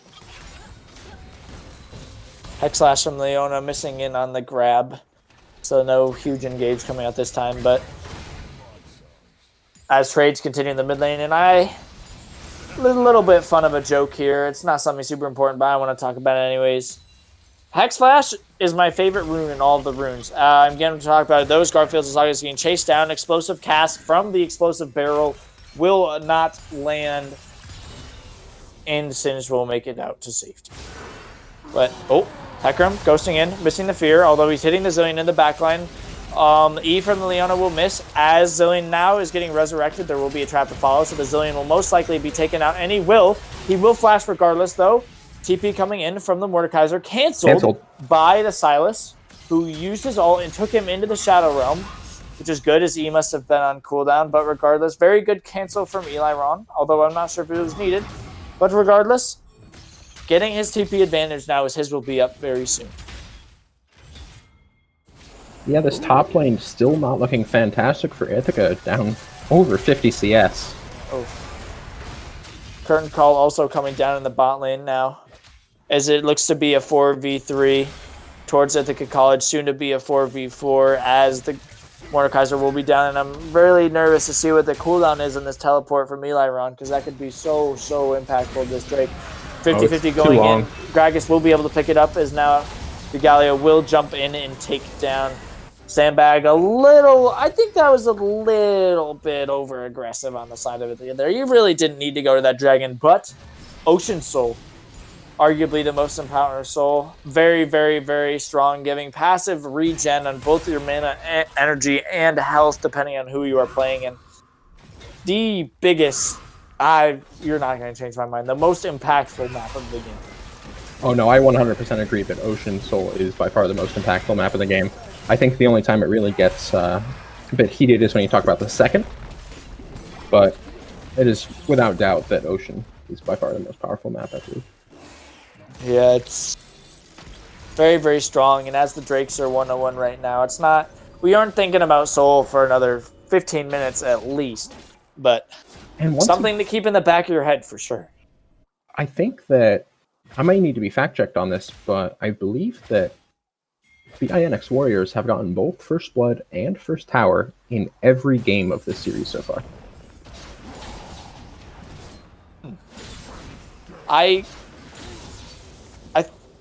I'm not. I think you're right. I think you're right. I can't. Yeah. I believe you're right, because in the first game, First Blood was on the Hecarim, who inted top river. And then we saw the First Tower go down as well. Yep. Game 2 was bot lane. Manuel is getting taken out from the Jhin and the Morgana. And the first tower falling in the bot lane. Then this game, tower falling in the bot lane. Solar Eclipse does miss, although Hecarim is coming in. TP coming in from the bot lane from the Galio. Explosive Cask from Explosive Barrel will push them away as the curtain call is now opened up. Galio is chasing down Leona very fast. Teleport coming in from Zillion Bomb will take them down. TP gets canceled by the Mordekaiser. But very huge fight for the side of the Warriors there as they now pick up a 6,000, almost 6,000 gold lead at 15 minutes. Absolutely. This is looking very rough for the side of Ithaca here. I was saying it was more of a slow-paced game than the first two, but now it's kind of been blown open just like the other ones.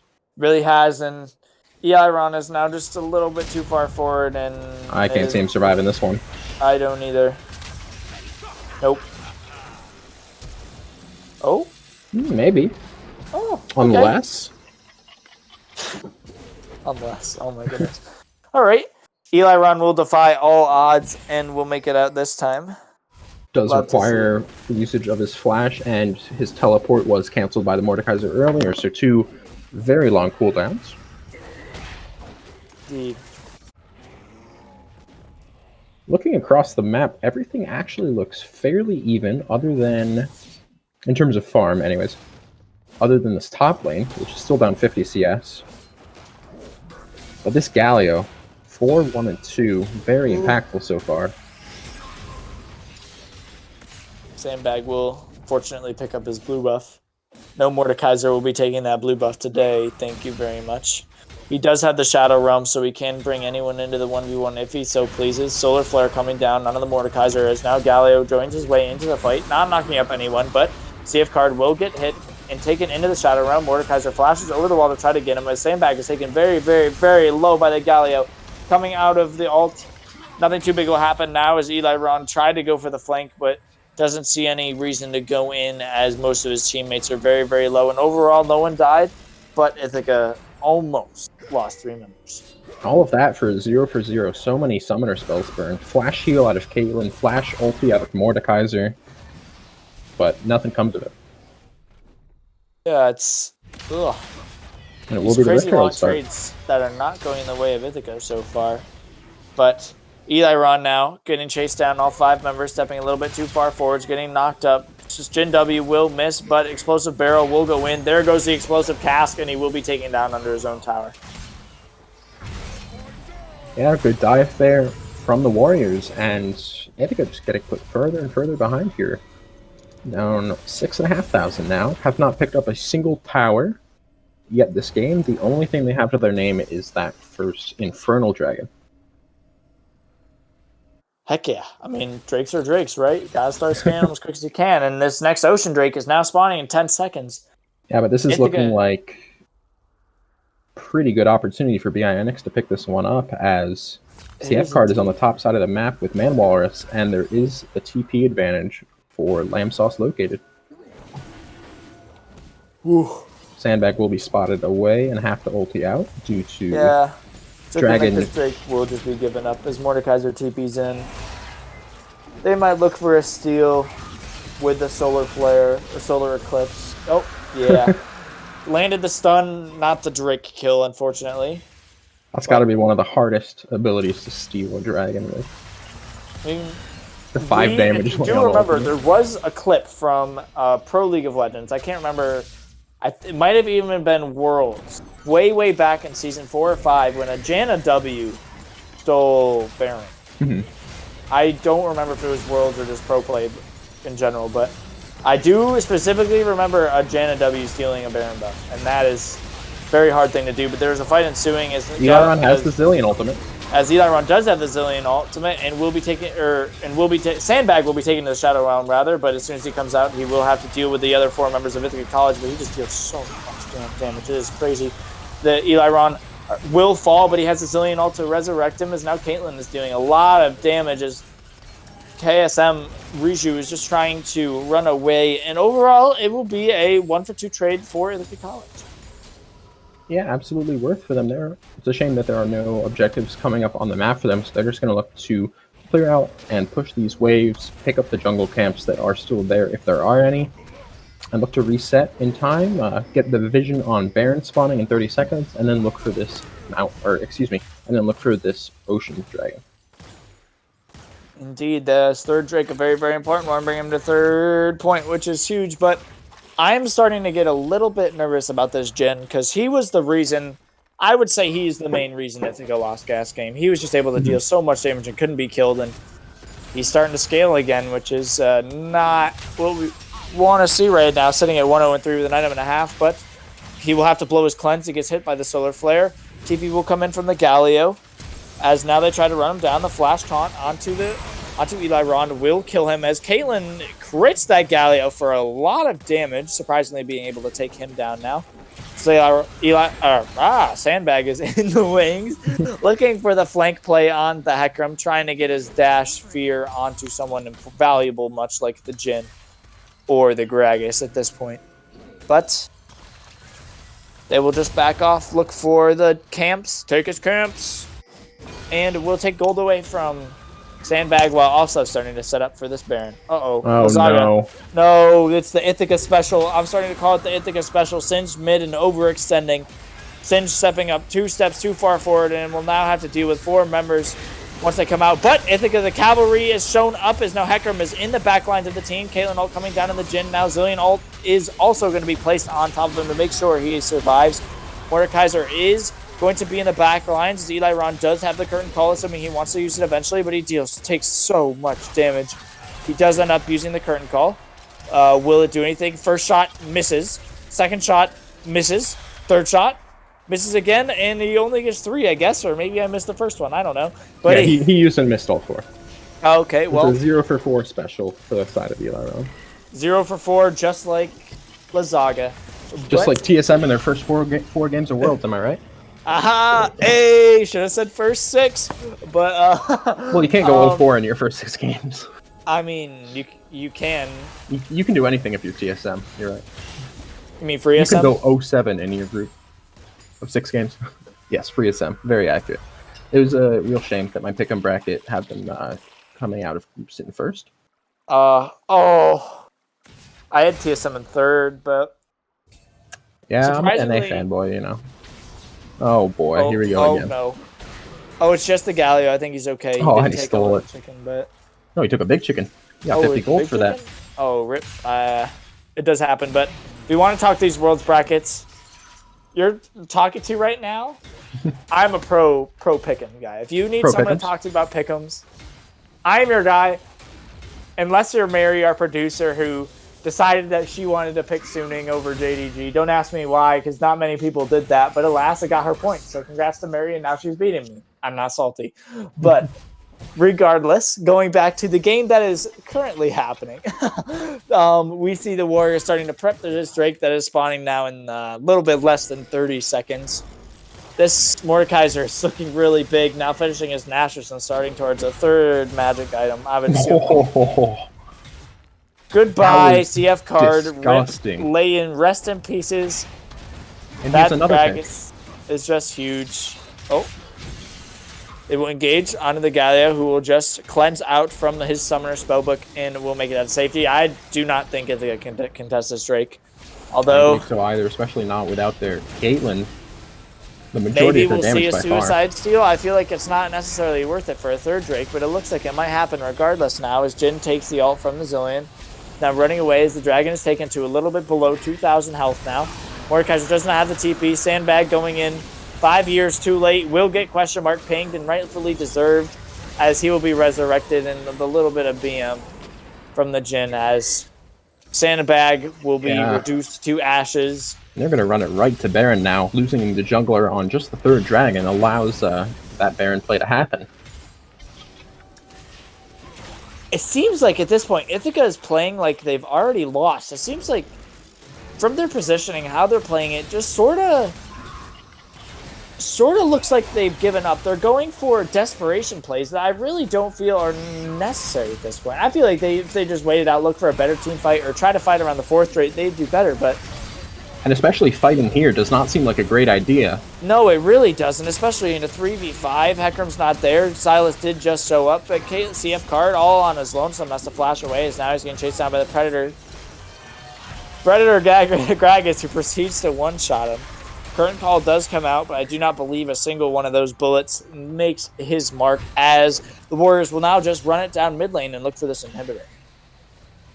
Yeah, Garfield's Lazaga are going to try and clear these waves, but other than his poison, which does next to nothing against these magic-resistant powered minions, there's no wave clear on the side of Ithaca. They're just going to be able to run this right down and take a free ending. Galio onto the Heckram will knock up Eli Ron to save Sandbag for now. Zillion ult does come down on the Galio for some reason, but that cooldown is so low, that doesn't matter anyways, as they will take the inhibitor and will run away. We are seeing on the way pings though, so it does look like Ithaca may be looking for a little bit of a late engage here. Sandbag has healed all the way up, although he does not have his ghost, he has his ultimate. As well as Eli Ron has the ult. Solar Flare coming down, stunning up the Galio as now he gets engaged on by the Leona. Heckram ulting the Galio. I said Galio was the Gragas before, but it does not matter regardless, as Leona will fall, but as well as the Galio and Gragas falling on the side of Ithaca. Eli Ron now a little bit overextended, it seems, as Garfield's Lazaga is now duking it out in the Shadow Realm with Lamb Sauce. A little bit too far forward, Mr. Sandbag, as he will be one-shot by the Jin, who is starting to look so scary. His flash is about to come up. He can flash out of someone. He's going to do it. Oh, he got barely tagged by that. Oh. And if they stick around too long, Jin ulti's up in about 15 seconds as well. Maybe less, maybe only 10. They could do something about it. I don't know if you want this, Mr. Lazaga. You are a Singed player, but I do not think you win this one, as Lamb Sauce will TP into the bot lane to confirm them this tower and even get them a really big wave onto what I think will guarantee them, they'll at least get the inhibitor tower here. Jin does. I don't think they're going to overpush the inhibitor, seeing as both Gragas and Raiju on the Galio have recalled, but they do break open that base. Oh, they both died. They weren't recalled. They were respawning. Oh, I'm trolling. They fast back. You are absolutely right. They took the fast 30-second recall. I mean, at the beginning, that fight did look okay, because as you were saying, those two were taken down, but then just overextensions for this Jin, or against this Jin, allowing him to pick up the easy kill on a Sandbag.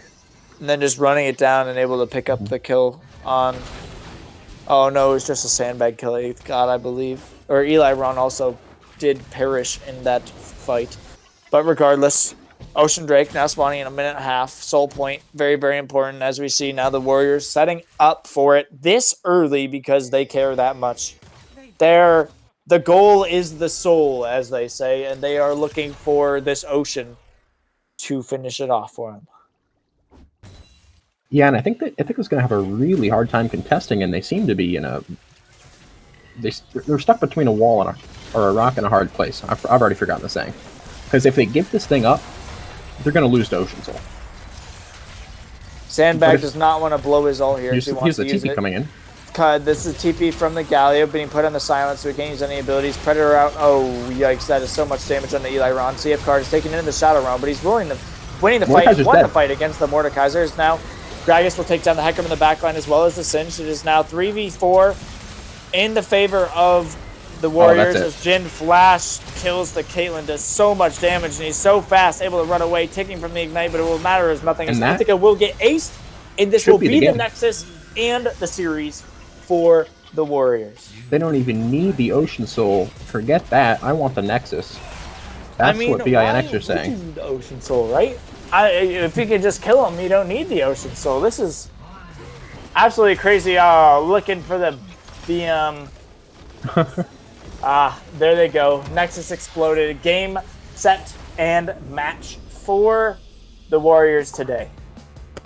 Oh, such a tough game to watch. Honestly, kind of a tough series to watch. From overextension to overextension. It just seemed like Ithaca was taking too many steps at every step of the way. Absolutely. I 100% agree with that. They didn't seem in sync as a team together at all. They all seemed to be going in different directions at different times. I agree. Ultimates were used together on top of each other that didn't make sense. The game one looked really good, but it sort of just seemed, you could see them sort of degrade as the series went on. Like the second game, there was a few people getting picked off, but they weren't necessarily behind, and they dragged the game out to 45 minutes? But this game, it was just constant overextension after getting picked off. It was just not really what you want to see, and kind of at least in this third game, not the showing that we're used to seeing out of Ithaca College. But regardless of that, we have Mary on the sidelines right now with an interview, so we are going to toss it to her, and we will be right back. All right, so thank you, Jared, and I am here with the captain of the IC team, Manny. How's it going, Manny? Oh, it's certainly going. I bet. So jumping straight on in, so during the Game 2 draft, you guys banned out the Orianna, which wasn't really doing that great in Game 1. I know you guys aren't really big fans of facing the Orianna, but why ban her out if she's not doing so hot? We think it's like a pretty obnoxious pick, and if we let them have it, it was basically a way for them to get back into a lot of team fights. We just don't like to play against the champion, and I don't think that there was a better ban in that situation, just because like this is kind of the thing with a lot of like post-mortem draft analysis, is like, well, we couldn't exactly predict the future of what they were going to pick in the second game, so there's really no way of knowing that they would play what they would play, and they would pull out the Galio and have that level of success. I think there's a lot you can flame me for with the drafts in this series, but I don't think the Orianna ban is one of them. Sorry, Mark and Jared. It's totally fine. Moving on. Just curious if you guys ever considered banning out the Jin or the Galio, because those were two really strong picks in those games. Wow, these are all just draft ones. Awesome. So the Jin Galio, the reason that we had picked that, or that we didn't ban that, is we didn't think that the Galio was a large factor. A lot of the times, basically, that we run the Singed is we run it into tank comps like that, and we figured it would work. Basically, what we did in that series was we kind of bet that if we just played our game, we could beat them. Like, that's kind of what we went back to in Game 3. We tried something different in Game 2. It didn't work. We thought we could go and basically just go back to basics in Game 3. It didn't quite work out for us. So we didn't think the Jin or the Galio were huge. We thought that the Jin was just a byproduct of the Morgana in the first game. And I think that was actually a pretty successful ban. I think it worked out pretty well for us. But, yeah, Galio, we definitely should have first picked Galio in that second game. Or that third game, rather. I think we should have first picked it. I think it was a mistake. Bans, but staying on the topic of draft, we saw a lot of your favorite support champs, more specifically the Tarek and the Alistar, got banned out. How difficult did those bans make your support picks for those games? It wasn't terrible in any of them. It's just like, you know, it's no secret that those are the only two champions in the entire game that I actually like enjoy playing, like, within the game right now. Like, I'm not exactly excited to be playing anybody else anymore. Like, I think I'm at that point where I'm just like a little bit apathetic about everything, and I just want to play the champions that I like to play. But when I don't get them, I still have other champs I could play. I actually like the Lux pick. I think it's a good counter pick into the Morgana specifically. The problem was they were actually really playing aggro, which is something we didn't expect, because in the first game they just rolled over, they let us freeze the lane at our tower for the entire laning phase. So we didn't think they'd do anything with the Morgana pick, and we were wrong. There was basically a lot wrong with that game, though, in that draft, so I wouldn't say that was anything. And I actually think I played a really good Leona game. She was actually my original main when I got out of gold back in Season 5. Or I got 2 gold back in Season 5. So it's nice that they respected my Alistar that much. I definitely expected the Taric bans, but to see them banning the Alistar in the first game over Taric was really funny to me, because, like, I'm a very good Alistar player, but Taric just has much higher impact in the game. So I was curious about that. I didn't have too much trouble, though. In a lot of the games, we saw a lot of overextending from the IC team, which led to a lot of deaths. Were there any specific problems or miscommunications that led to those issues? Sorry, in which game specifically? Or all? A lot of Game 3. A lot of Game 3? More specifically Game 3, but it was there. So this is like a definite... This is a good question. This is kind of like a very philosophical like thing here, because it basically would... How would you prefer to lose is like sort of the thing that we ask ourselves, right? It's like we come back all the time in a lot of games that have been as bad or worse than last week's first game, and the way we do that is we're always looking for a way back in, I would say. And you don't do that by sitting around and doing nothing. We actually thought we outscaled them in the second game, so we did sit back and do nothing. But at the end of the day, we saw an opportunity and we went for it to end the game, and it didn't really work. In the third game, they did a really good job of just forcing us to skirmish constantly. I think if we'd had 5 or 10 more minutes, we probably would have had that game won, basically, with scaling. The problem was they were able to force our hand and take Baron, and they were able to just run us over after that. So I don't think that us being forward is precisely the problem. I would say, like, we need to be better at pulling back when we should, like when it makes sense. I think we did a really good job of that in the second game, actually, but in the third game we kind of got baited into that Dragon Steal, led to us losing Baron, and they basically just never took their foot off the gas after that, even though we got really close over and over again. And that's what you have to do to win those types of games, though, is you have to like get in there and scrap, basically. Like, I would always 10 times out of 10, like, our stats are probably really terrible in our losses because all we do is just run into the enemy and like try to make something happen. But like, I don't know, would you rather be 1-4 and lose in 26 minutes, or would you rather be, you know, like 1-8 and lose in 22? Like, you're gonna lose either way. It's just, are you gonna roll over and die, or are you gonna try and do something about it? And we choose to do something about it a lot of the time. So it's a double-edged sword for sure, but I'd say that I'll take that trade. Yeah, I love to hear that mentality from you guys. And so just some final thoughts really quickly. Did you guys learn anything from this series that you want to take into next week, or are you expecting any scenarios for next week's games? I think the biggest takeaway is kind of what I had said earlier about how basically we have to just focus on adapting to what the enemy does more than just being good at what we do. Today we kind of got our big problem in the draft in game 3 was we sort of thought, oh, okay, you know, they're basically, we could just play the way we played in game 1 and we can win. And we forgot that we won in game 1 primarily because Samira is just an obnoxious champion, right? We didn't have that in game 3. We never saw it again. We're probably not going to see it again for the rest of the season after that scoreline that Tenzin had. So I think just, yeah, adapting better in the draft, like analyzing problems, just being able to sit back when we want to, right? Or when we should. It's just like something we're always working on. And then the big takeaway for the rest of the season is our group is really messy right now. I think there's going to be a couple 2-2 teams and then some 3-1 teams. Unfortunately, a lot of the teams we're competing against for the third spot out of the group are, what's the best way to say this? Doing quite, like, they have easy games next week. But actually, in terms of how the tiebreakers work, we have a lot of game wins because we've gone 2-1 a lot of times. Unfortunately, we had another series like this one a couple weeks ago where we won the first game and then lost the next 2, but it still gets us a lot of points. So, yeah, the big takeaway is just we have to win next week. realistically to expect to get in. And that's what we're going to do. All right. Well, thank you so much for your time, Manny, and we'll just send it right on back to Mark and Jared.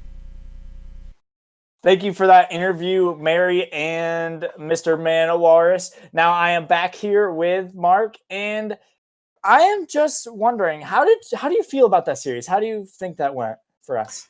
Well, I honestly think it was a pretty poor showing of talent in this game. I think that there were a lot of mistakes made, not just on Ithaca's side, but on both sides that are unacceptable. They should have been avoided. Yeah, that was definitely one of them. the missed flash shockwave was definitely up there, but just so many positional errors, ultimate miscommunications, just so many things gone wrong. Yeah, and it's something that you not really want to see, but just an update as things go. Please feel free to correct me if I say something that's wrong. But after this series, both Ithaca College and the BINX Warriors will be taken to 2-2, which puts them at third place for the moment being. I'm assuming there's still some games going on, so there's no longer that four-way tie for player first. Oh, so that would put them in fourth, wouldn't it? But if none of the other scores have been recorded. But regardless, it is very important for them, and because Ithaca lost today, it funnily enough means that the 0-3 team in this group still has a chance to survive. That's odds are not in their favor, but it is possible, and that's what's important to see. IW Titan White needs so many different things to happen in order for this miracle run to work. And I mean, it starts with the other matches tonight. We need Dragonclaw to beat Galaxy in order for that to be able to be possible. It does. We crunched out all these numbers a little bit ago, and there's like 87 things that have to happen, but it can happen, and we love miracle runs, so we'll be half-heartedly rooting for him along the way. But this has been the Upsurge Minor League broadcasted by the Bombers Live in association with ICTV Sports. I am Cam Riddin, and this is my partner, Halachu. Not sure on which side of me he is, but I'm assuming he's on one of them. And we hope you enjoyed the broadcast. See you next time.